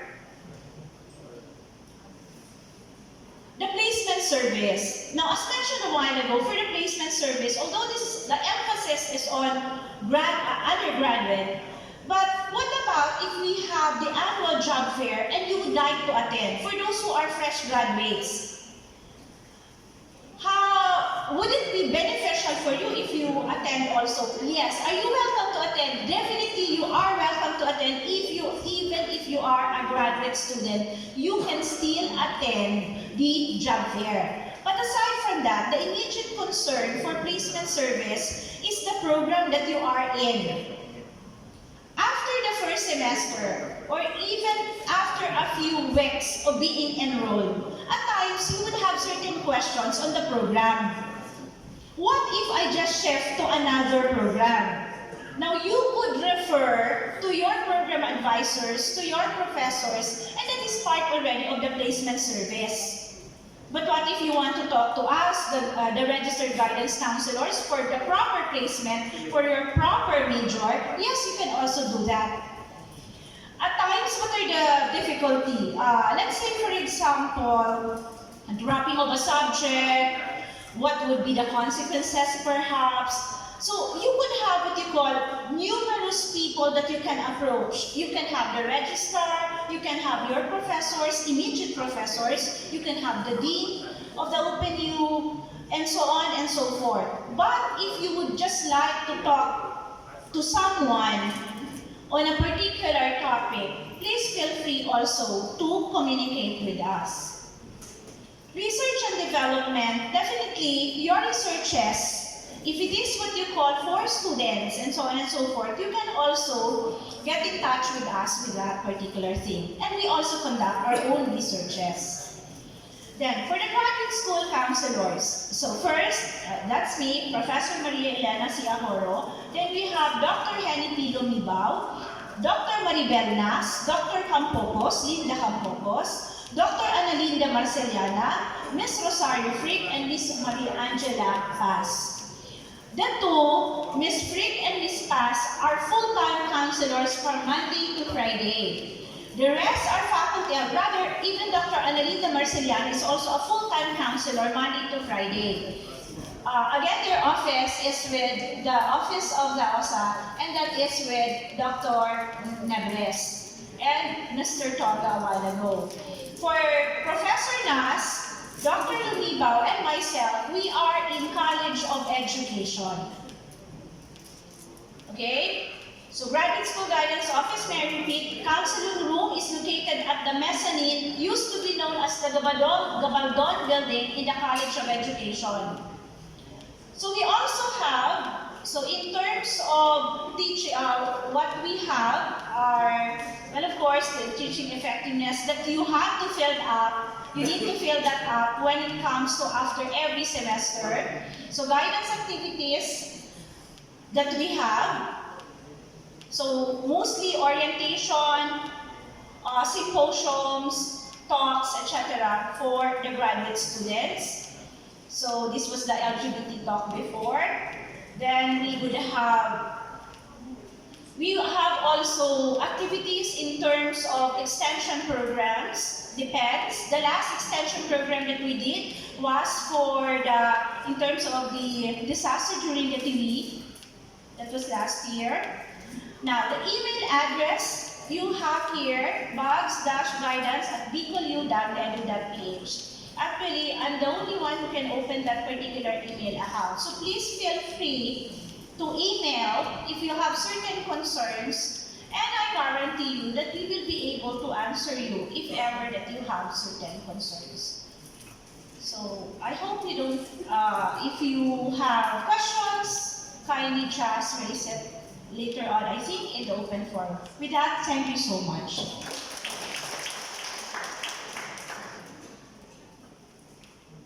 Thank you, Professor Ahoro, for giving us enlightenment on the guidance services. We now proceed to the medical and dental services to be given to us by the University Physician, Dr. Julio M. Abaiza. It will be presented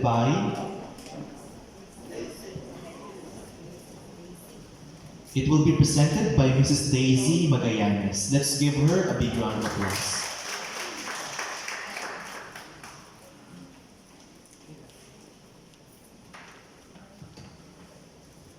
Hello, good morning, everyone. Good morning. I'm Miss Nurse Daisy Magallanes, representing Dr. Abainsa, Julio Abainsa, our University Medical Officer. The clinic is just beside this library. And soon we will be, I think, transferring to the new clinic building. hopefully mga April yata or May. So, nandoon na ang clinic sa medyo malayo. Doon na. Sa New Road, going to, the road going to Bagumbayan, I think.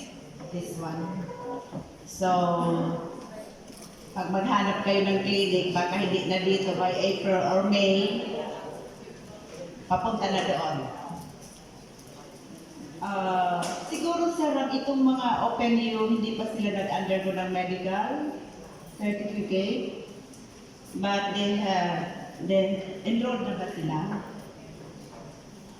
Paano yun? I think Dr. Abayta again will be, baka maano naman siya kasi bakit they enrolled na without medical certificate? Siguro they have to undergo medical certificate. Anyway, magpa-medical na lang kayo. Dr. Abayta is available. He is always available anytime. Basta nandyan siya, anytime you can go in the clinic. Ha? Pag wala ako, wala kayong makitang maganda.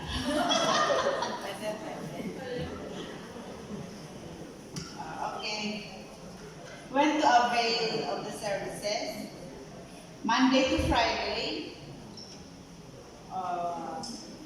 As usual, 8 a.m. to 5 p.m.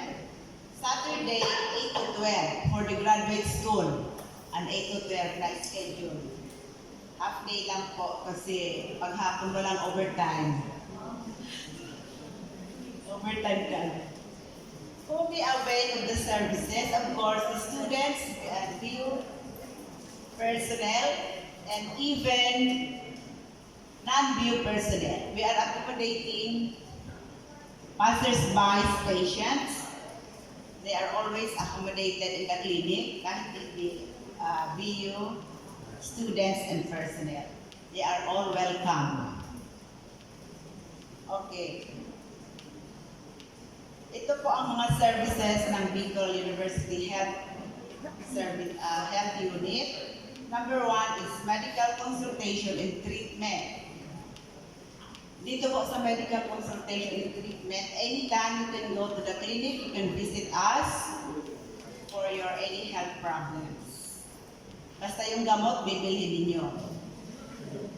But usually, we give initial dosage. Depende siguro sa estatura, kung maganda or mayaman, wag nang bigyan natin ng gamot. Pag medyo hindi naka-Levi's, pag branded, pag bigyan ng gamot. Generics lang. Nakakita ako dyan ng isang medrep, hingian natin ng gamot na dyan sa likod, naka-enroll pala siya. Okay, so, and for any emergency incidents, we usually attend to this. And in case na hindi namin, we refer usually to the nearest hospital for further management and treatment. Now, we have also dental consultation and treatment. Usually, on dental, we offer oral prophylaxis, extraction, and consultation, of course. Sa dental naman, walang filling kasi mahal daw yun. Ang filling ng ngipin, temporary and permanent, and masyado matagal pa na pag-filling yun. And of course, annual dental examination. Medical dental examination and issuance of medical certificates for incoming first year and transferees. Physical examination is the issuance of medical certificates for students undergoing on-the-job training. RLE for nursing students, related learning experiences. Incoming first year and practice teaching students. Next is physical examination and issuance of medical certificates for tours, field trips, research, intramurals, and Olympics. Physical examination and issuance of medical certificate to employees, newly hired, reinstatement, permit to practice profession. Okay. And it is also our mission to promote the maximum health assistance in maintaining the welfare of the students while at the university. Now, to determine the physical fitness to study in the university, all incoming students, shifters, returnees, and transferees of Bicol University are required to undergo physical examination, dental, chest x-ray, which is valid for 3 months only, prior to the schedule of the examination. But yung mga tours, field trips, research studies, hindi na nagre-require ng chest x-ray yun. But the medical certificate is also valid for 3 months. They can use the medical certificates hanggang 3 months po yun. Complete blood count, the same validity with chest x-ray, 3 months also, and blood typing. Hepatitis B screening, the validity is 45 days upon examination of the test. For the physical, medical, and dental examination, it may be done by any licensed physician, dentist of your choice, provided that the official form of the Bicol University Health Services should be used for said examination. This may be done at the Bicol University Clinic. For the laboratory examination, it may be done at any diagnostic laboratory of your choice, and the result will be accepted by the Bicol University Health Service during the validation of your medical certificate. Now, to determine the physical fitness to study in the university, all incoming students, shifters,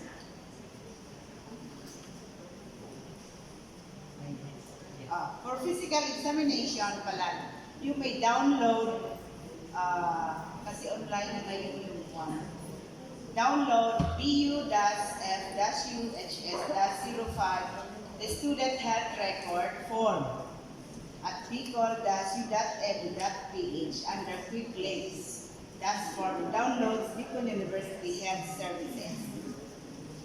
And then accomplish it completely before proceeding to the medical examination. Using the Bicol University Student Health Record form for the medical examination, the attending physician must issue her own official clinic's medical certificate after said examination with letterhead of her clinic name, complete address, contact number, and the date of examination. Findings, management, and certification of fitness or unfitness of the student, and must be duly signed and affixed with the physician's complete name and license number.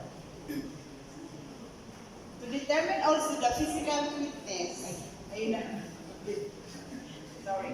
if during the physical examination the student has been found out to have a medical condition or illness, example, pulmonary tuberculosis. Marami tayong students and personnel with said findings, but these are strictly confidential and private.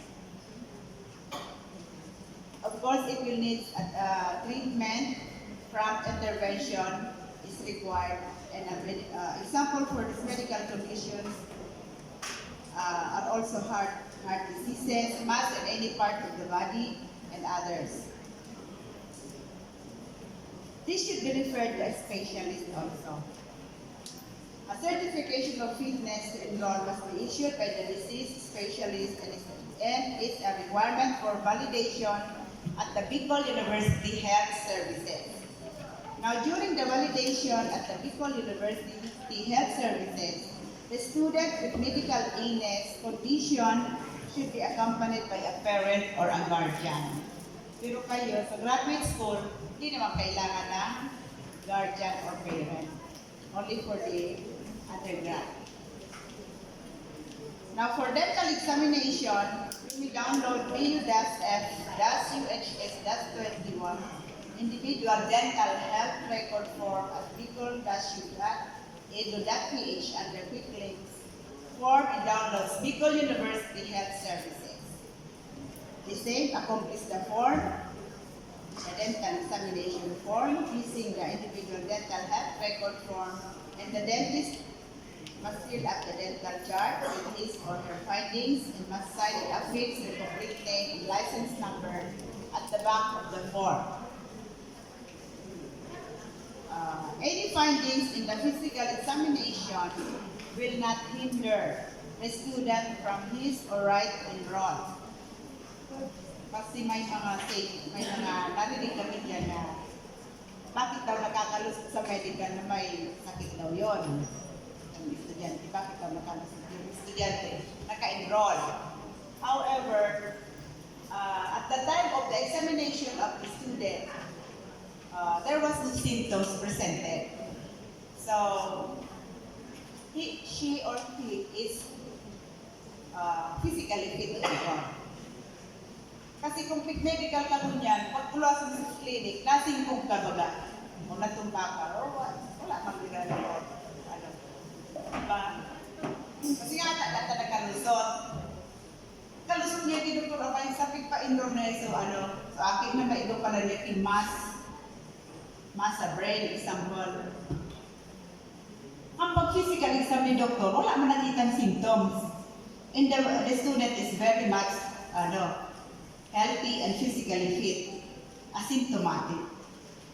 Kaya nag-rely agad sa the guidance counselor, ma'am. May sarong case kasing ganon na naka-enroll daw yung the student enrolled without findings.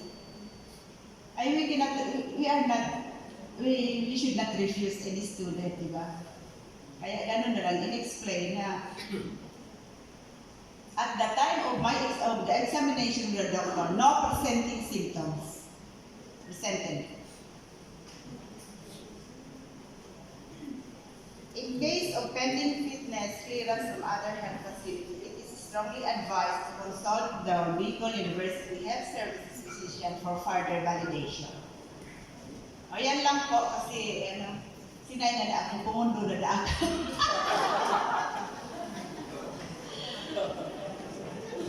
May mga clinics pa lang kita. In each unit, there is manned by a registered nurse.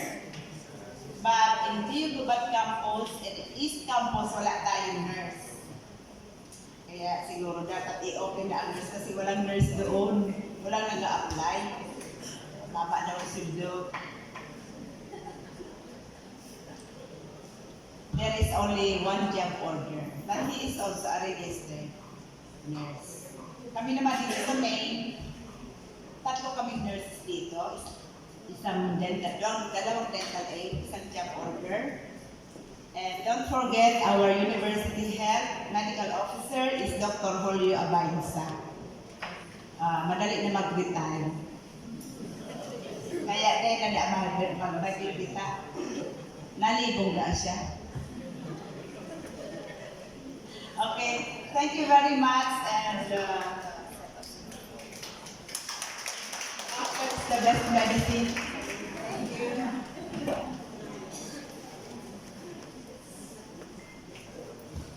Thank you, Ma'am Diaz. We still have two services to be presented, and these are the library services and the ICTO services. So we're nearing to the end. The first one to present will be the library services. It will be presented to us by the University Librarian, by Miss Maria Victoria M. Bldg. Let's give her a big round of applause.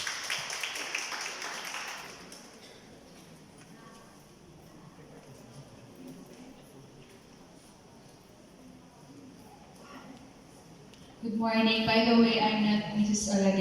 I'm representing, it's okay sir, because she's the one in the program. I'm representing our university librarian, Ms. Maria Victoria Bldg. I'm Mrs. Laila Belardo. I'm the reference and circulation librarian of the university library. So this is actually one of our tasks to give orientations for freshman students. So thank you to the BOU administration for inviting us to be so that we could give you an overview of the services, the facilities, and what we can offer to BOU students.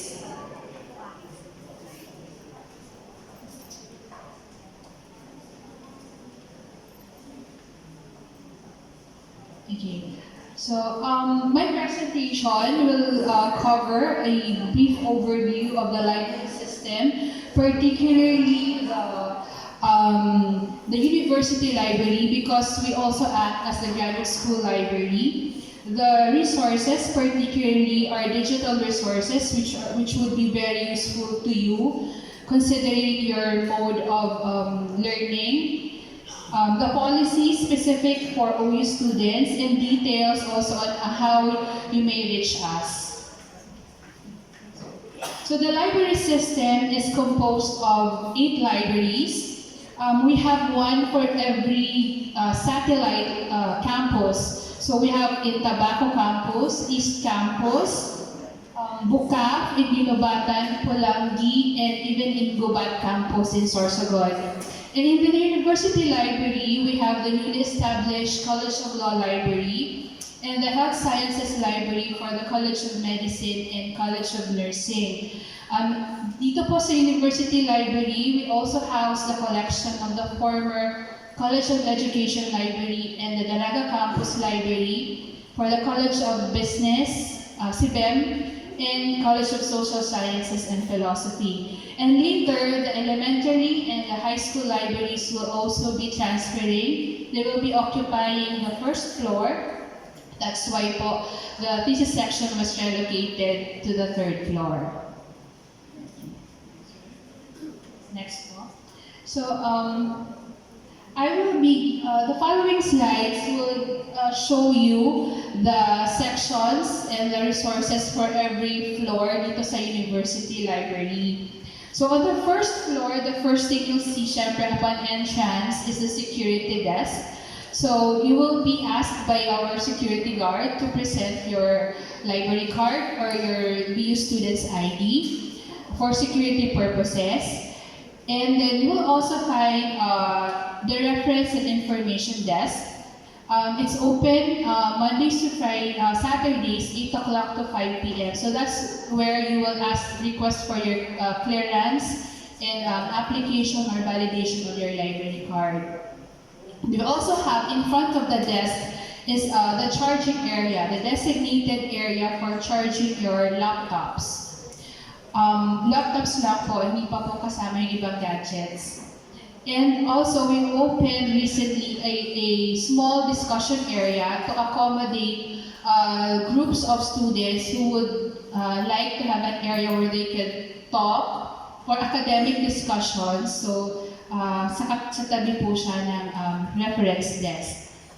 And then, when you go inside the reading area, you'll find the periodical section. So, that's where the printed journals, magazines, and the government publications like the BSP, the Bangko Sentral Collection, NSO, and the Philippine Institute for Development Studies Collection. Next slide. For the second floor, so when you go up the stairs, the second floor is solely for the general circulation section. It's where you will find the books that you can borrow, the Filipiniana and foreign books. Also, we have there our special collection, the Bicol materials, and the GAD, the Gender and Development Collection. But the special collection materials cannot be taken home. The second floor also is the office of the University Librarian. Next, sir. So here at the 3rd floor, you will find the thesis and dissertation section, and on my left, that's the Dalaga Campus Collection. Dito po sa thesis and dissertation area, there's also some outlets that are designated for charging your laptops, so you won't have to go down the 1st floor to charge your laptop. But there are policies for governing the charging areas. Next slide, sir. So how will you be able to find or locate materials or resources of the library? So we have the integrated library and information system, specifically the online public access catalog. So this is a union catalog of the collection of ideally all the libraries. But for now, only the collection of the university library and some of the collection of the East Campus and Dalaga Campus libraries are integrated in the system. So it makes it easier to find for the books that you would like to browse or read. So all you have to do is type a keyword, like in the example. It may be an author, a title, or a subject. Then just click search. Then after clicking search, it will give you search hits para sa Google. And then if you click that particular title or material, it will give you the bibliographic information or where other location of the material. Okay. So one thing that I would like to encourage you to use is our academic one-file database. This is an online database. By the way, we have 3 computers there na inopen ni Sir Rolly, where you could have hands-on sa paggamit nitong academic one-file as well as our library system. So what is this academic one-file? This is an online database of thousands of peer-reviewed articles from scholarly journals. You have magazines, newspapers, some e-books, theses and dissertations, as well as podcasts and videos. So we subscribe to this. We are subscribed to this database for 2 years. We encourage our students and personnel to use this because it's very expensive. It costs millions for 2 years. So kailangan ma-maximize natin yung use. And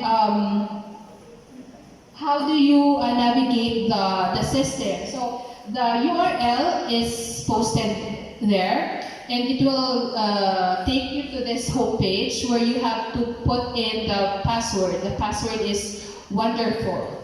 Okay, but please do not share the password to non-BU students because use of this database is of course governed by copyright and vendor license agreements. Okay, so it's solely for the use of BU students and personnel. So if you type in a keyword, for example, I use the terms inclusive education, and you can press either all cross searchable products or selected. Meaning, pag all cross, kasi the database is made up of other databases, sub-databases, agriculture, communication, health.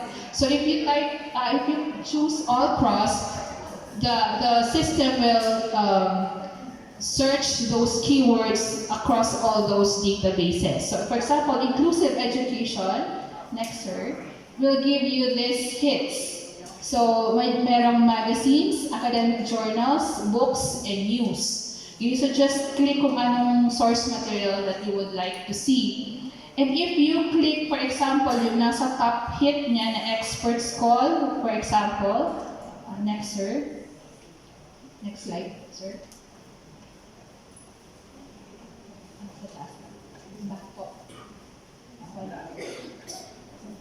So, if you click yung title na yun ng experts call, so lalabas yung article niya. So, you can use the citation, you can send it through email, you can download, and you can print the whole article, the full text of that article, or download the video or the podcast.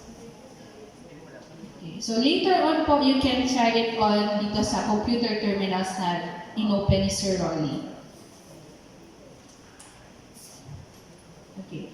So I will be just discussing the library policies na applicable for OU students. So these are new policies. Last December 12, 2019, our library manual was finally approved by the BU Board of Regents. So included in that manual manual or specific policies for open use students. Because of course we understand yung needs, unique needs yo in this yung distance learning na environment. So sabi nga ni Sir Payonga kanina, this borderless education. So ang aim din namin, of course, in the future, yung panaginip namin is library without walls. So we're starting slowly by giving certain policies on borrowing or accessing our resources for distance education students like you. Okay, so one of the policies on access, students are required, according to the manual, are required to present their validated ID upon entering the library. So all bona fide students, ibig sabihin ng currently enrolled, should have their ID validated for the current semester. But for now, since we are on the transition stage, we will be using this semester, the second semester, the library card pa po. So this will be implemented according to our management. I-test na po na, magta-try run po kami by mid-year, so yung June, July. Or i-fully implement namin siya by first sem of the next school year. So for now po, all of you, this is not mandatory, but if you want to use the library resources, you need to apply for a library card. The requirements are your COR for this semester and 2 copies of 1x1 picture. Ang application form po is doon po sa reference and information desk sa first floor. Okay, so once you have your library card or you have officially applied, you can use our resources. But we can give you, yun nga, yung sinod mo na pala, yung link. Okay. Okay, these are the borrowing privileges. So you can borrow a maximum of 2 books of general circulation or fiction books for 2 weeks. Yung traditional, regular po na graduate students, not OpenU, are only allowed 1 week ang duration ng loaning period of the books. But for you, you can loan it for 2 weeks. Okay? So, pero po, the reserved books, general references like dictionaries, encyclopedias, serials or the printed periodicals, the special collection, and the thesis and dissertation, lahat po sila room use lang. So, for all students, the same po itong policies. So, ang nagbago po dito, yung duration ng loaning period for OU students, which is 2 weeks. Okay? Next po. So, OpenU students may borrow books in the library anytime during library hours. So you can come to the library, but we added another policy that you could request the books through email. Okay, so the email is ulcirculation.ou@gmail.com. Okay, so you can request, if you cannot go to the library physically, you can request through email, and you may also request it to be sent to you through courier for a fee. Okay? So a maximum of 2 books can be personally picked up. So even if you email it, but if you have time to go to the library, you can personally pick it up. Or if you opt not to go to the library, you can request it to be sent to you through courier for a fee po. Okay. Chapters or portions of books, but not more than 10%, because that's the allowed by law. Not more than 10% of the whole book may be photocopied, also for a fee. So we will photocopy it for you and be sent to you also, delivered to you for a fee. Also, if you want it just scanned, we can also send it via email, and a minimal fee will also be collected. So it will still be determined. Wala pa implementing rules for the yung fee po for scanned documents. But yung sa Xerox, wala pong ibang fee yun kasi photocopying yung per page and the delivery fee or the courier fee. So all requests, please note, will only be confirmed upon paying the courier fee through the authorized payment center. So once po na iset na yung bayad, parang nag-online tayo bumibili sa Lazada na mga ganyan. That's the time po na pwede namin isend yung materials. Okay. So next po. So borrowed books may be reviewed only once. Your renewal can be done through email on or before the due date. So, kung 2 weeks po sa inyo allowed, you can hold on to the book for only a maximum of 1 month. So, you can have the books with you for 1 month po. Yun na po yung maximum. So, lost books must be reported immediately to the librarian, and you will be given 7 days to replace it with the same title, author, copyright date, or the latest edition. However, if it is already out of print or out of stock, we will determine the price. Plus the fines incurred na time na hindi nyo pa siya nasusolid. Okay, so whichever is higher will apply. So fines for overdues, 5 pesos per day per book, both for the general circulation materials and fiction, excluding Saturdays or holidays or pag-suspended na classes, we do not count it. OU students must send an email to the library upon receipt of the books and upon dispatch to the courier of the books. So pag sinend namin sa inyo, pag isusoli nyo na po, you must send an email na sinoli nyo na, yung pinadala nyo na sa courier, yung books na binaro nyo. Counting of overdue fines will be stopped based on the stated date of dispatch. So, upon borrowing, alam niyo po kung kailan niyo po siya dapat isolid. So, pag na-determine po namin na sinoli niyo siya, pinadeliver niyo siya sa courier a day after your due date, may fines na po yun. We will apply the overdue fines. And borrowed privileges will be suspended until the overdue fines are settled. And also, please note that students with outstanding accountabilities at the library are posted in the online student clearance system. So, once you enroll, the registrar will see that you have accountability at the library, so your enrollment will be held.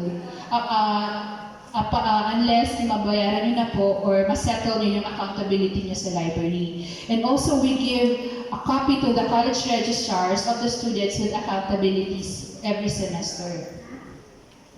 Next, sir.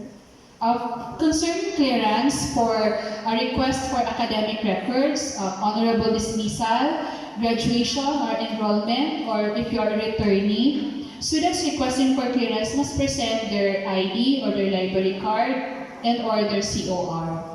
So again, clearance of students with accountabilities will not be signed.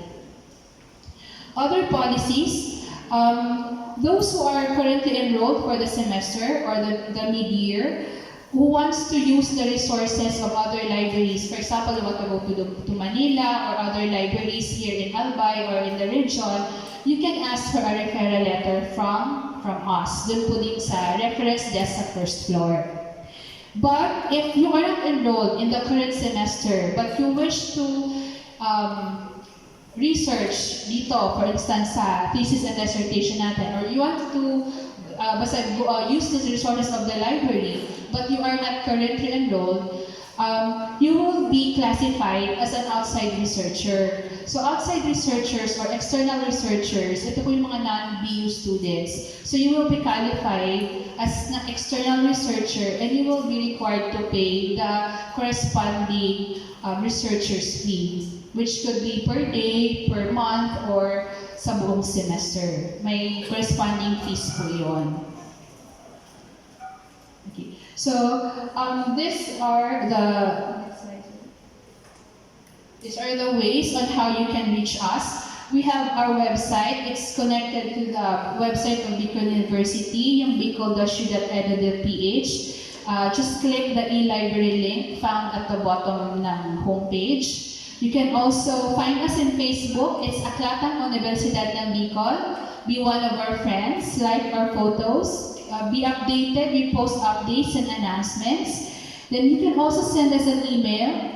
It's bu-library@bicol-u.edu.ph. Or if you have letters, please address your letter to the university librarian. That's all. I know you will have questions later. Thank you very much. Thank you, ma'am. We now proceed to the last presenter, the ICTO services. Ladies and gentlemen, may I call in the Director of ICTO, Professor Laarni D. Pancho. Let's give her a big round of applause.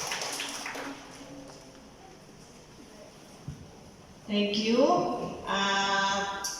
Makikinig po tayo lahat ha. Ito ang pinaka-importante sa lahat dahil you will be staying in the university for 4 years or 2 years ba. Basta as long as you're enrolled, hindi nyo pwedeng hindi gagamitin to dahil hindi po kayo makaka-enroll pag hindi nyo alam to. Okay po? Game na tayo. The registrar, sino po pala yung dating estudyante ng Bicol University? Meron po pa dito? Undergrad? So, lahat po kayo nakagamit na ng, naka-enroll na sa ORS, nakagamit na ng online registration system. So, sino po yung mga Uligrad? Meron? Uligrad ka po. Anong college ka? Cal. Okay. So, walang problema sa kanya. Meron po dati na nag-masters na rin sa graduate school before like OU? Thank you. Meron? Okay. So, enrolled kayo last year? Last time. Okay. So, nag-shift lang kayo. Okay. Pero other than that, wala po. Lahat bago. Meron dating graduate student ng Bicol University, tapos bumalik lang ngayon. Wala? So, okay po. Ganito po kasi yan. Okay, sir. Let's start with the services. So we have the ORS. It's the online registration system. It's actually fast, simple, efficient, interactive users access point to the university services. Bakit mga fast? Kasi supposedly, pag enroll nyo, all you have to do is submit all your requirements and then automatically, you will be given your loads. Tama? And then, you pay. So meron tayong seamless university operations and a one-stop registration for freshmen. Freshmen lang po. Tapos, after that, sige po, sir, you have the payment system. Dito sa payment system, we have no choice pa right now but to pay through the cashier. We have been working with the land bank since ang allowed lang po the payment centers, the land bank sa online banking for 3 years now. Kasi, di pa po allowed na mag-cashless tayo sa online deposit. But the problem there is, they are allowing the students to pay. However, kayo ang lalagay ng pera. Kayo mag-enter ng amount kung magkano babayaran. Di ba po? Sino naman po ang nakapag-online payment? Halimbawa, kahit hindi sa BU, kahit hindi sa land bank, sa ibang di ba? Sino nakagano online? Di ba kayo ang naglalagay ng payment? Di ba? Pero yung iba, kung magkano yung babayaran mo, yun din ang ibibigay mo dapat. Tama po. But the land bank doesn't do that. Kayo ang mag-enter ng amount. Which means, kung ang babayaran nyo ay 3,500, the payment should also be 3,500, supposedly. But land bank doesn't allow. So, ang gusto sabihin, kayo mag-enter. So, pwede kayo maglagay ng 1,500. Di ba po? Naintindihan nyo? So, hindi po babayad ang accounting. Dapat po, kung 3,500, that's also 3,500. So, yun ang inaayos namin sa land bank through programmer to programmer. Kaso hanggang ngayon, 3 years na, hindi pa rin siya nag-work. So, kaya, hanggang ngayon po, kahera muna kayo. But we are still pushing it to be done. Kaya lang po, medyo natatagalan. Pero, konting pasensya pa po. Okay? And then the borderless registration system. Ito po ang pinakamaganda. Kasi this will work for old students. So, kailan po kayo magiging old student?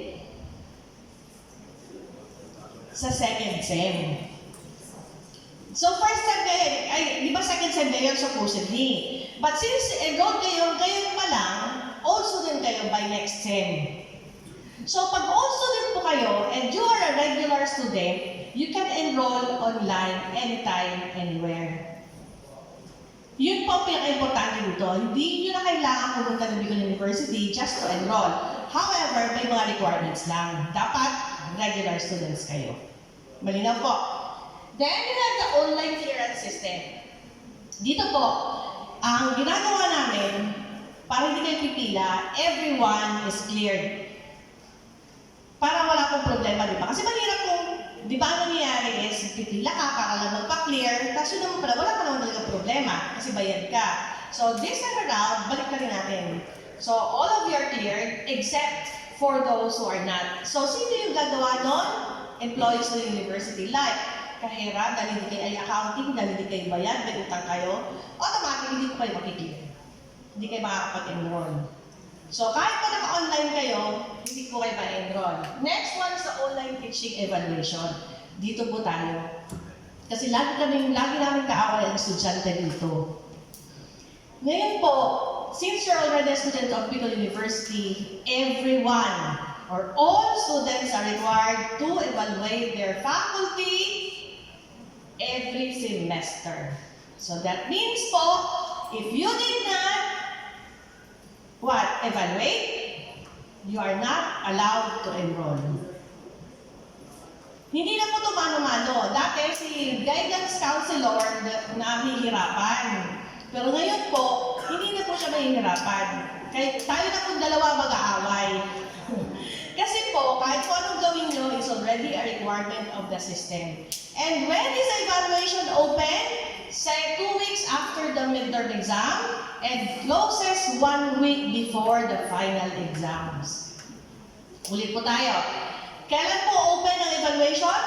2 weeks after the midterm exam and closes 1 week before the final exam. What is the meaning of that? You will not be, anong tawag doon? Reminded that you should be evaluating. Pag nakalimutan nyo mag-evaluate, makaka-enroll po ba kayo? Hindi po. Kahit pa po pupunta kayo sa amin, wala po kami magagawa. The only way is for you to evaluate. Now, how about if the system is already closed? Gagawa na po kayo ng sulat, magre-request na mag-evaluate kayo. So, ano na po kayo sa dean. And your reason, stating your reason why you did not evaluate, and then saka lang po yan ipapasa sa taas, saka lang ipapa-open. Hindi po kami ang nag-open at hindi rin po kami nag-close. Automatic po yan pag nakalagay sa system. Ang enrollment po, ang nag-close at nag-open, hindi rin po ICTO. It's also the Euro. So, kanina po sa Mampia po ang nag-close po at hindi kami. Kabilang po ang sa technology. Pag wala po, bakit hindi po makita sa internet? Bakit po hindi namin ma-access? Hindi namin makita ang grades? Kasi po, pares ngayon, sira po ang transformer doon sa College of Science. So, nag-generator kami. So, open lang po ang internet online, lalo na ang website ng BU, 8 to 12, 1 to 5. Or minsan po pag weekdays, 1 to 7. So hanggang kailan po yun? Hanggat wala pa po kapalit ang transformer namin. So 2 transformer po ang sira. So almost 2.5 million ang nasirang gamit. So grabe po. Okay po? So other services. What are the other services? The mail account. Each student, since you're a student of Bicol University, each student is given your official email address, showing that you are what? Official students of Bicol University. And this is what you're going to do, and what you're going to use for your Google Classrooms or the learning management system that Open University will be using. Hindi po siya pwede magamit ng iba. So ano po ang nasa doon? bicol-u.edu.ph. Saan po siya makikita? Doon sa ORS account. Ngayon po, internet account. Kung estudyante mo na normal na Bicol University, meron pong internet account. Kasi po kayo, separate po kayo. May sarili kayong internet account kasi OU kayo. So hindi ko po ito siya i-discuss, supposedly. Kasi hindi naman kayo dito sa university lagi. Pero kasama siya, supposedly, hindi lang po kayo ang dyan. And then, ORS account. Ang ORS account, once you're enrolled, you will be given an ORS account. Pag sino po yung mga first year? Ay, yung mga first new student. Di ba po sa ORS, may nakikita kayo? Sino ba may hawak ng ORS nyo? Ano yung COR? I'm sorry, COR? Or the Certificate of Enrollment? Meron kayo? Okay, sige, discuss natin yan. And then the password resetting. One of our services. Pero po, dito po tayo ha, magkaintindihan po tayo. The password resetting is one of our work Ano po yun? Work instruction. With the Data Privacy Act, or the law of the data privacy and the cybersecurity, pasensyahan po tayo. Alam niyo sinabi ni Ma'am Pia, pag married po kayo, kailangan marriage certificate. Tama po. Ito po ngayon ang poproblemahin natin. Huwag naman niyo pong kakalimutan ang account niyo. Pag nakalimutan niyo po yung password niyo, the only way for you to reset the password is to visit our office personally. Ngayon po, magagamit na po kayo magagamit sa amin, pero wala po kami magagawa. Kaya importante po na aalalahanin niyo ang password niyo. Kung sa Dubai po kayo, pwede naman po, utusan niyo yung kung may asawa kayo, but what is required is, authorization letter, kahit asawa niyo pa po. Data Privacy Act states that one. Pwede lang po kayo magbigay sa first degree. Tama po? Tama? Kahit po pala sa NSO, hinihingian kayo. First degree. Ano bang ibig sabihin nun? Asawa niyo po. Alam naman po, sasabihin niyo po, asawa po ako ni Pulano, asawa pa ako ni Mary. Okay po, asawa ka po ni Mary. Ako po yung hihingian mo na magpapareset ka ng password. Ang tanong ko lang naman, ma'am or sir, how would I know na ikaw nga ang asawa? Tama po? Hindi po, huwag po kayo magagalit sa amin. Unang-unang kailangan namin, authorization letter, ID nung nag-authorize sa'yo, tama? At saka yung ID nyo, showing na asawa nga kayo. One time, may pumunta sa aming police, galit na galit siya, sinanganak yung asawa niya. Ngayon, kinukuha niyo yung password. Ang sagot ng staff ko, sorry sir, but we need an evidence showing na ikaw nga yung asawa. Sabi, wala na yung ID. Sabi ko, sir, di ako na yung pumasok. Sabi ko, sir, ganito na lang, magtulungan tayo. Pasensya ka na, pero hindi namin alam na ikaw nga ang asawa. Paano namin malalaman? So, kung makakapag-provide ka ng ID, tama, na nandun ang asawa mo as your wife, pwede ko pa tagapin. Ipapa-photocopy ko yung ID mo, at saka bigyan mo ako ng ID ng asawa mo. Kasi yun lang po ang pwedeng maging way para matulungan namin kayo. Pero kung kahit po wala kayo sa office, wala po kami magagawa. Because it is part of our work. Nakapost po yan. Di ba po? Charter. Mayroon tayong guidelines and procedures na sinusunod. So sana maintindihan niyo din po kami. Malinaw po? One time, mayroon email. Nagagalit na yung asawa at hindi binibigay. Only to find out, nakaka-access na yung asawa. Ang ginawa natin, buti si Ma'am De Guzman nag-request sa amin. But what we told Ma'am De Guzman, okay Ma'am De Guzman, Professor De Guzman, this is what we will be doing. You tell the student na nireset namin ang password, tandaan na kung ano yung last na password na nandun sa binigay sa kanya. Yun lang ang pwede natin gawin. Kasi hindi naman namin alam kung sino ka nga. Naintindihan niyo? So, nagbigay kami ng password, di ba? Ang password is OTP. It's a one-time password. What's the meaning of that? Only once mo lang pwedeng gamitin. It means you have to change after using. Pag hindi mo po yung na-change, hindi nagagana. Sino bang sanay sa OTP? Di ba? Pag nag-online banking tayo, di ba? Nagpe-pay Maya ka ba? Nag-Gcash ka ba? Lahat yun, OTP. Isang beses lang po. O nag-change ka ng, halimbawa, yung Viber mo, in-access mo sa cellphone, tapos next time, ibang cellphone ulit ang ginamit mo, OTP din ang hinihingi. Yahoo account, di ba po? Lahat po yan. So, ibig po sabihin, hindi na po gagana yung old password natin. Unless ipapareset. Now, kahit po magalit kayo sa amin na pumunta, alam mo yung password ko. Sorry po. The answer is no. we don't know your password. Although kami ang nagbigay ng password. Dahil ang OTP po ay machine-generated password. Ang nagbibigay po ng password nyo ay machine. So, kinakopy lang namin at pinipaste doon sa account nyo. So, automatic pag nag-enroll kayo, automatic mayroong password na generated ng machine. So, hindi po namin alam yon. But what we can do to help you is to reset it. Nakuha niyo po? Reset. Pero po, kayo na po ang pumunta sa office. Kaya, parang awa niyo na po. Sana naman, hindi rin kayo parehas ng mga graduate students na every sem na lang na mag-e-enroll ay nasa opisina namin. At ang rason ay magpapareset ng password kasi hindi ko po alam ang password ko. Remember, OU po kayo. Okay po?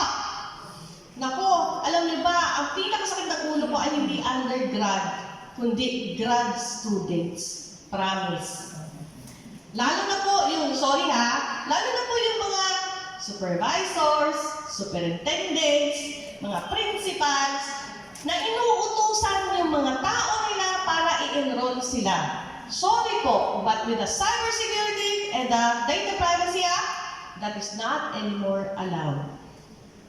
Pakisabi na lang po sa lahat ha, at hindi na po pwede na, hindi ko po ba ako kilala, principal ako. Sorry po, wala na po yan ngayon. Kaya nga tinanggal namin yan, kaya po tayo nag-online enrollment. Para wala na po tayong ganito.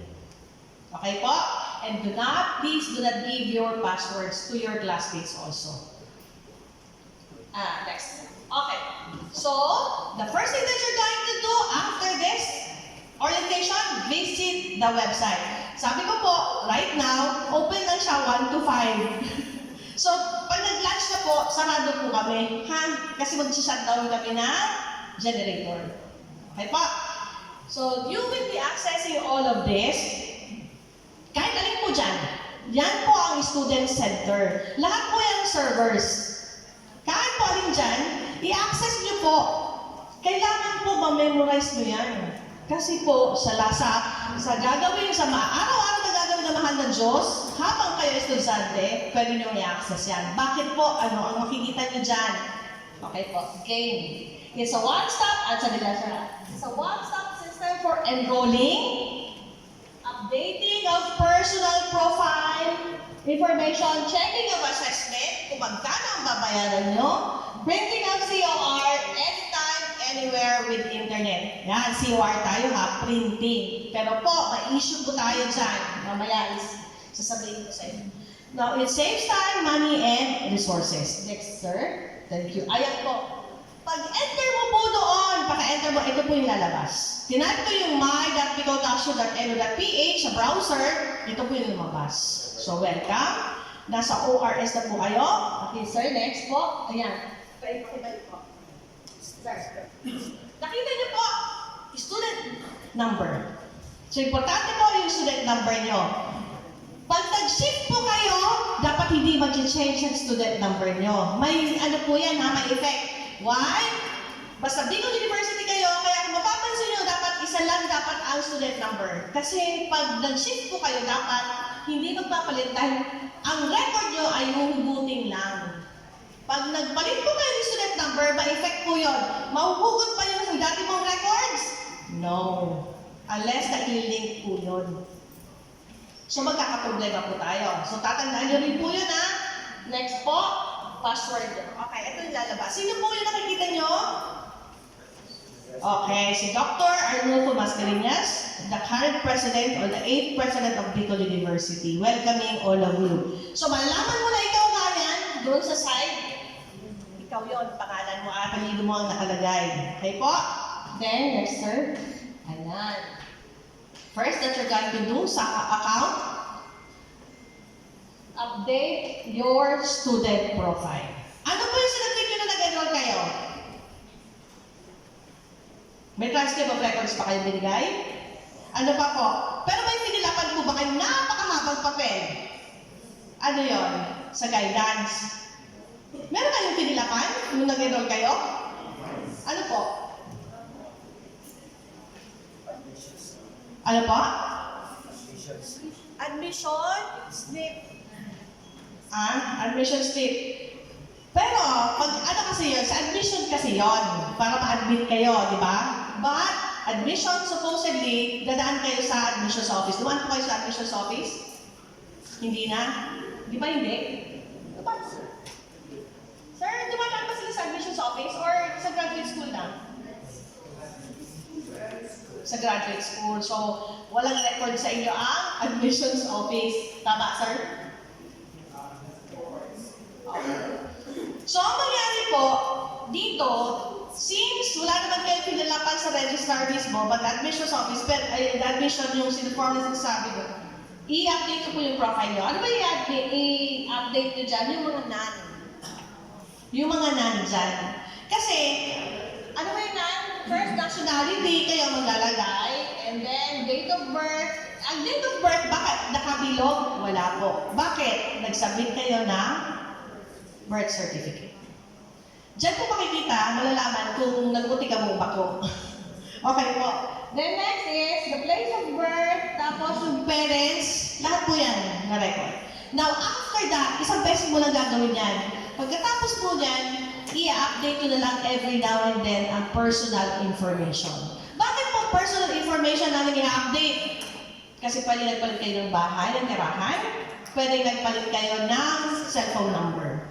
Pero yung, ano po ba, yung, ano nga pa yung, apelido or name, pwede palitan?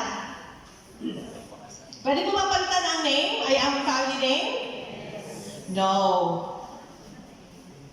Bakit po? Sabi nga ni Ma'am Pia kanina, the requirement for you to be able to change your family name is your marriage certificate. And you will just be submitting it to the registrar, and the registrar will be the one who's going to change your family name.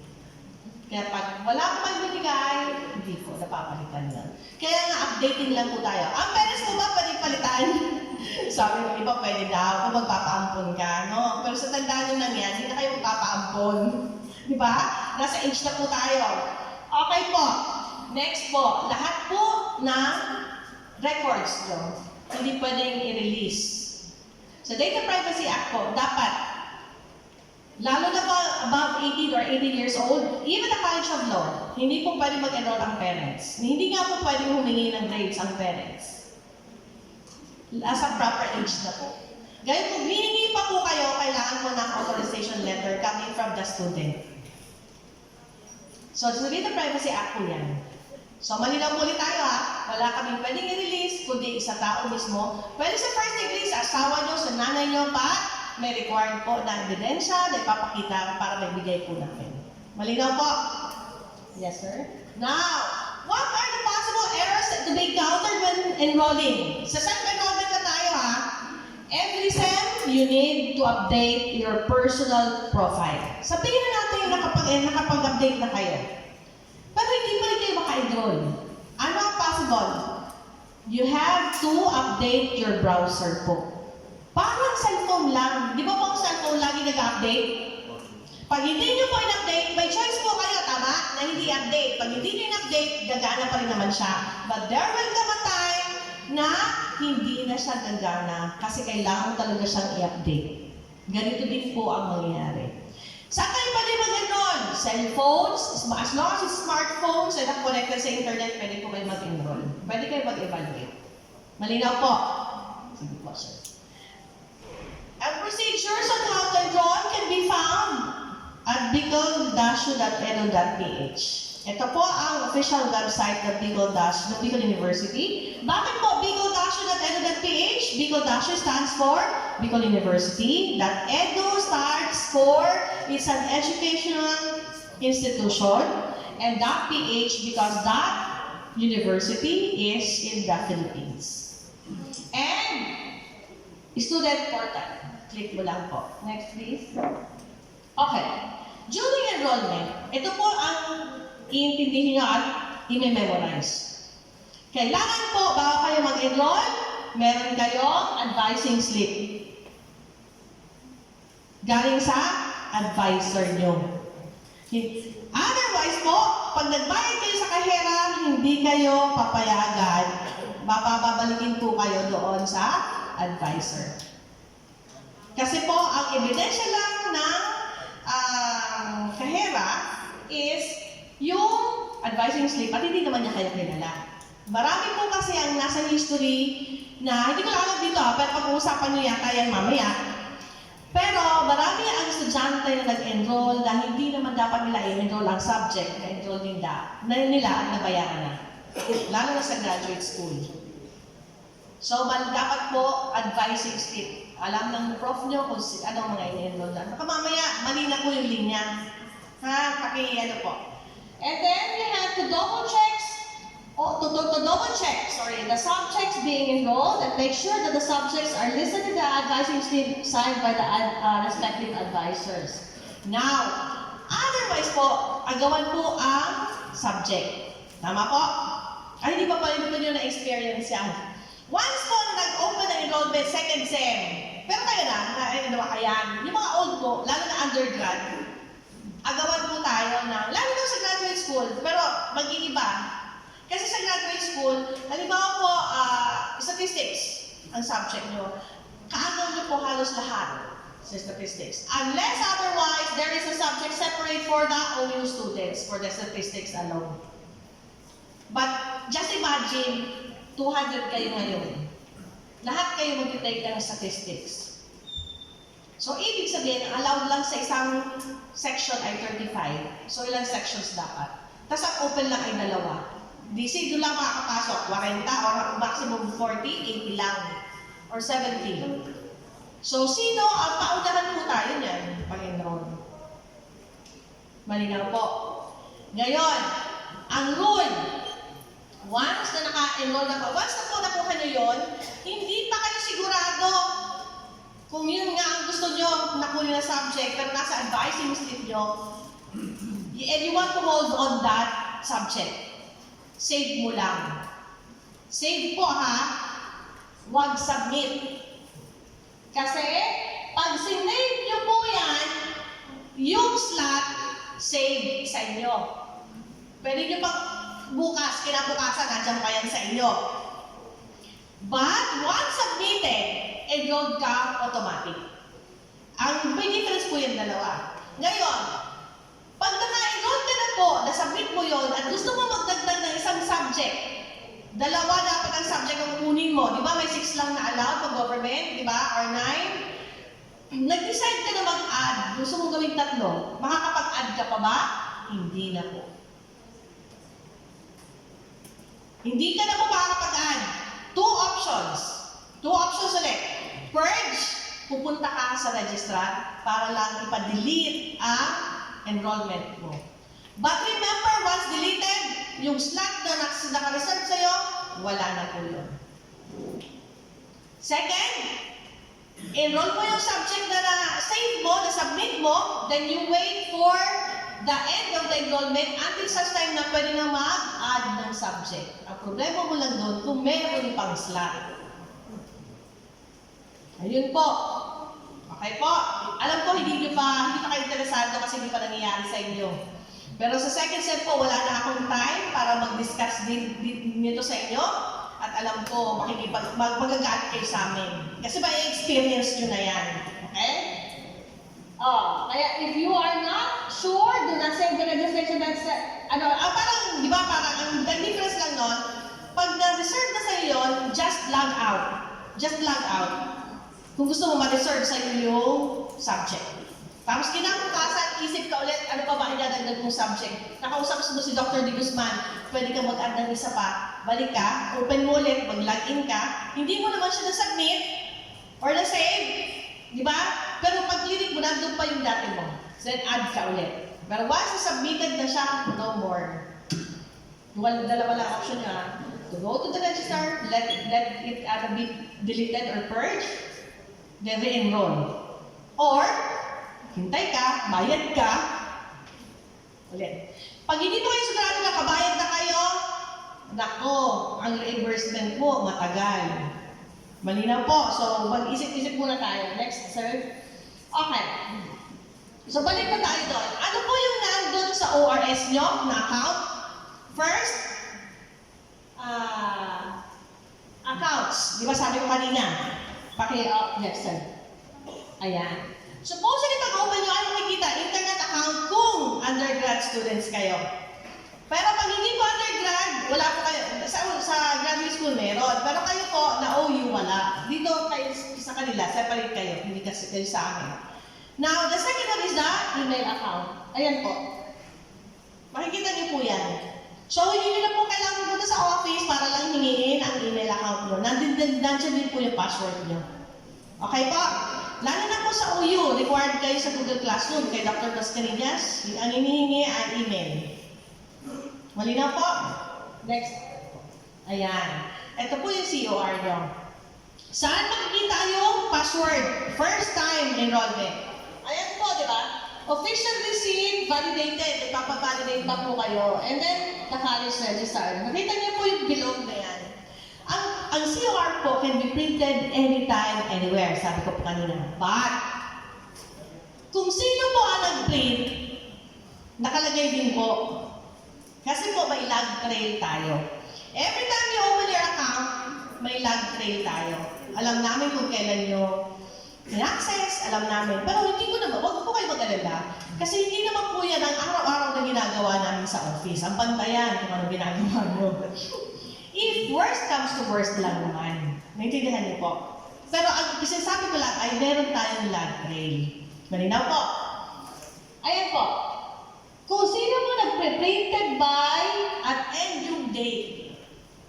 So kung gusto niyo na, halimbawa, may ano kayo na kopyahin yung pirma ng registrar, mag-isip-isip na po kayo. Kasi may date kasi kung kailan piniprint. And this will only be valid if and only if it is signed by the registrar. And you have to bring that. Please, you should have your own IDs. Okay po? Saan makikita yung password na default? OTP nyo, one-time password lang po yung default ha? Yung may black. Kaya kung titignan nyo po ang ORS nyo, pag new student kayo, andun po sa ilalim ang password nyo. Napansin nyo po? Kaya wag na po kayo pumunta sa office. Kasi po, ganun din lang po ang sasabihin namin. New student po ba kayo or old? Pag new, ayan po yung password nyo. Pero, remember, may nakalagay doon na remember before 30 days? Oh, di ba one-time password lang ang bibigay sa inyo? Pag you-need yung 30 days, hanggang 30 days, remember yan. Pero after the 30 days, alam niyo pa ba? Hindi na po. So please make sure to change your password in such a way that you can or you will be remembering it. Otherwise, see you soon. Malinaw po? Okay po, sir. Ayan po by the way, pipirma kayo dito. Pipirma po. Ayan Ibibigay po yan sa amin sa graduate school. Yes po. Importante lang to, sir. Ibibigay po yan sa amin ng graduate school. Kasi talaga ino-orient namin kayo. Para wala po tayong pag-aawayan. Kasi yun po talaga ang stress ko. Next, sir. Okay. Sige lang. Teaching evaluation. Ayan, ito na po. Ito yung rason kung bakit hanggang ngayon nag-extend ang enrollment dahil bumagyo. Galit na galit na mga students sa amin, bakit daw hindi ma-access ang evaluation? Siyempre ba naman, naghintay pa kasi na bagyuhin. Talaga kung hindi pa pinagyo, hindi mag-evaluate. Diba? Sabi nga, midterm pa lang after midterms, open na evaluation. Mag-evaluate ko ba naman after finals, binagyo pa, wala, saan ka naman kita, wala na ang kuryente, wala pang internet, paano ka nga naman mag-evaluate? Galit pa sa amin. At hindi ma-access ang evaluation. Okay na po. Next. Ayan. Saan nyo makikita? Ayan. Sa evaluation and then faculty QCE. Pag-click nyo po niyan. Yes, sir. Okay. Ayan po. Lalabas po yung schedule nyo at kung sino yung mga professors nyo. At saka paglapis ko, hindi pa siya evaluated. Check pa siya. So, each of those will be evaluated. Kung tatlo po ang subjects nyo, tatlo din ang i-evaluate nyo. Kahit pa po, halimbawa, si Dr. De Guzman, dalawa ang subjects na hawak sa tatlo mong subjects. How many times are you going to evaluate Dr. De Guzman? 2. At hindi isa-isa. So, hindi dapat ka mag-evaluate ngayon na tapusin. Yung tatlo, isa pa lang, pwedeng balikan? Yes, as long as it's within the period of evaluation. Malinaw po? Sige po, sir. 5 criteria po yan. Pakibasa po ng maigi. Meron pong experience na naglumapit sa amin ng estudyante, ma'am, pwede pong palitan ng evaluation? Kasi po, akala ko yung 1 ang highest, yung 5 ang lowest. Hindi siya nagbabasa. Nakalagay dyan. Sige, sir. Ayan, strongly agree ang 5. Ang 1 ay strongly disagree. Parehas kaya siya? Okay po. Once po nag-evaluate na kayo, hindi na po pwedeng palitan. So, hindi na po pwedeng bawiin at kawawa naman yung faculty. Okay lang po na mag-evaluate kayo. Don't worry, hindi po malalaman ng faculty kung sino yung estudyante na evaluate. Pero alam niya na lahat na evaluate. This time around, you're safe. Kaya kung hindi talaga nagtuturo, pwede nyo talagang lagyan ng 1 o ng 2. Diba? Pero po, please, please, please, evaluate justly and fairly. Para din po yan sa inyo, para maganda rin ang balik. And this is part of the IPCR of the faculty. Kaya kung ano po ang rate niya, yun din po ang ilalagay sa IPCR. So performance-based po tayo. Okay po? Yes, sir. Ayan, 5, tapos next lang. Pupunta hanggang matapos. And then you can put your comments. Nakikita po nila yan, pero hindi nila alam kung sino sa inyo ang nagbigay. Kaya safe po tayo. Next, please. Ayan. Pag natapos po, evaluated na siya. Pag hindi pa, pencil pa rin siya. Malina po? Ay, by the way, bago po tayo magkalimutan, di ba po nag-klase na? Meron kayong na, minsan na enroll na may Professor X or Professor A, B, C? Meron pa ba? Tingnan nyo na lang sa COR Pag ibig sabihin po noon, wala pang professor na assign sa inyo, pero nag-enroll na kayo. Ibig sabihin, valid yung enrollment nyo, but hindi pa assign kung sino yung professor. Okay lang yan. Wala tayong problema dyan. But, make sure that 2 months after, maximum na yung 2 months, imposible hindi pa kayo nag-meet ng professor. Tama? Please inform your registrar, hindi ulit ako o hindi ulit sa office. Registrar, please, that they should what? Update the schedule. Otherwise po, ang babalikan po niyan ay kayo. Bakit? At the end of the semester, di ba? Before the end of the semester, you will be evaluating. Sinong i-evaluate nyo na hindi updated? Yung Professor X. Pag in-evaluate niyo po si Professor X at tuwa ka na at wala ka ng utang sa Bldg University dahil in-evaluate ka na, ang tanong, enrollment time tayo. Makakapag-enroll ka ba? Hindi. Dahil ipapami-evaluate ulit kayo kung during the time na naka-evaluate kayo ay saka pa lang in-update ng registrar ang schedule nyo. Kayo pa ulit ang may utang. Malinaw po? Ang dami pong history na kung makinig kayo, parang awa nyo na. Tandaan nyo po yan at yan ang laging problema. Kahit po kayo pumunta sa amin, ang makakasolusyon lang yan, registrar at hindi po kami. Malinaw po? Nako, baka mamaya may mag-away na naman sa akin, galit na galit pa. Okay, game tayo. Okay, now, the last one is the OSCS. Ulit, sabi ko sa inyo, cleared kayo lahat. Ngayon, sino ang pwedeng maglagay? Yes, sir. Okay, ano? Ayan, ito yung tsura ng OSCS. Nakalink na po ito sa enrollment system. Kaya pag may utang po kayo, hindi po kayo pwedeng mag-enroll. Paano malalaman? Game po, sir. Dalawa lang ang pwede. Estudyante kayo mag-access. Ang maglalagay ng accountability or liability are the offices. Ngayon, paano nyo malalaman? Ulit, hindi sa opisina. Ulit ha, wala po kami dyan. Ito lang. Ang unang tatanong sa inyo, ay ang unang makikita nyo, are you a robot? What is that? CAPTCHA. CAPTCHA, di ba? Bakit po? Para malalaman kung robot kayo o human. Now, ito ang pinaka-importante sa lahat. Galit na kayo. Naalala niyo yan, di ba mag-fill up kayo? Are you a robot? Yes. or no? Pag diba? Pag nag-no ka, automatic maglalagay doon.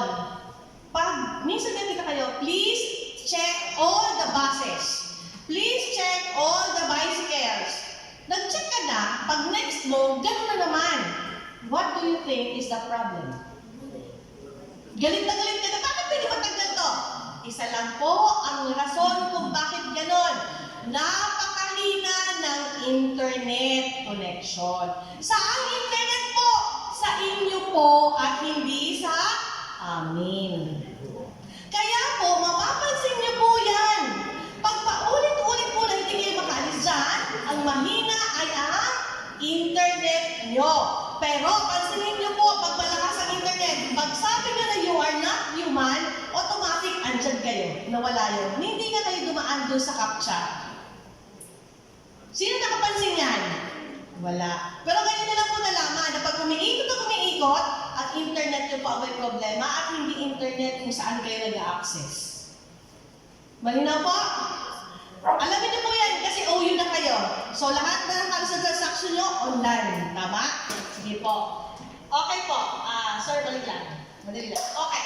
Paano malalaman? Red button. Ibig sabihin, hindi ka makakapag-enroll. Paano malalaman kung sino po, ayan po ang name nyo, student information, status red. Dalawa lang green or red. Pag green, you can enroll. Pag red, no. Paano mo makiklear? Hanapin niyo po sa baba na office kung sino ang naglagay. Kung accounting po ang nakalagay doon, you go directly to the accounting office. Malinaw po. Pag ang naglagay po doon OSAS, you go directly to the OSAS kung sino ang naglagay. Remember, yan lang po ang makakapag-clear at walang iba. Kahit po kayo pumunta sa amin, wala po kami magagawa. Malinaw po. Ang tanong lang po, pag no final exam po ba, pwede kang lagyan dyan sa clearance? May effect yun sa clearance? Hindi po. Kasi ang no final exam ay hold ng professor sa grades nyo at hindi sa accountability. Malinaw po. Kung nakabasag po kayo ng test tube sa office, sa laboratory, pwede. Babayaran niyo po yun. Pero other than that, wala na po. So questions po, okay na? Naintindihan po, yan lang po ang services namin and hope not to see you anymore in the office. Thank you. So thank you so much for being with us until 12 o'clock and happy lunchtime. Bon appetit.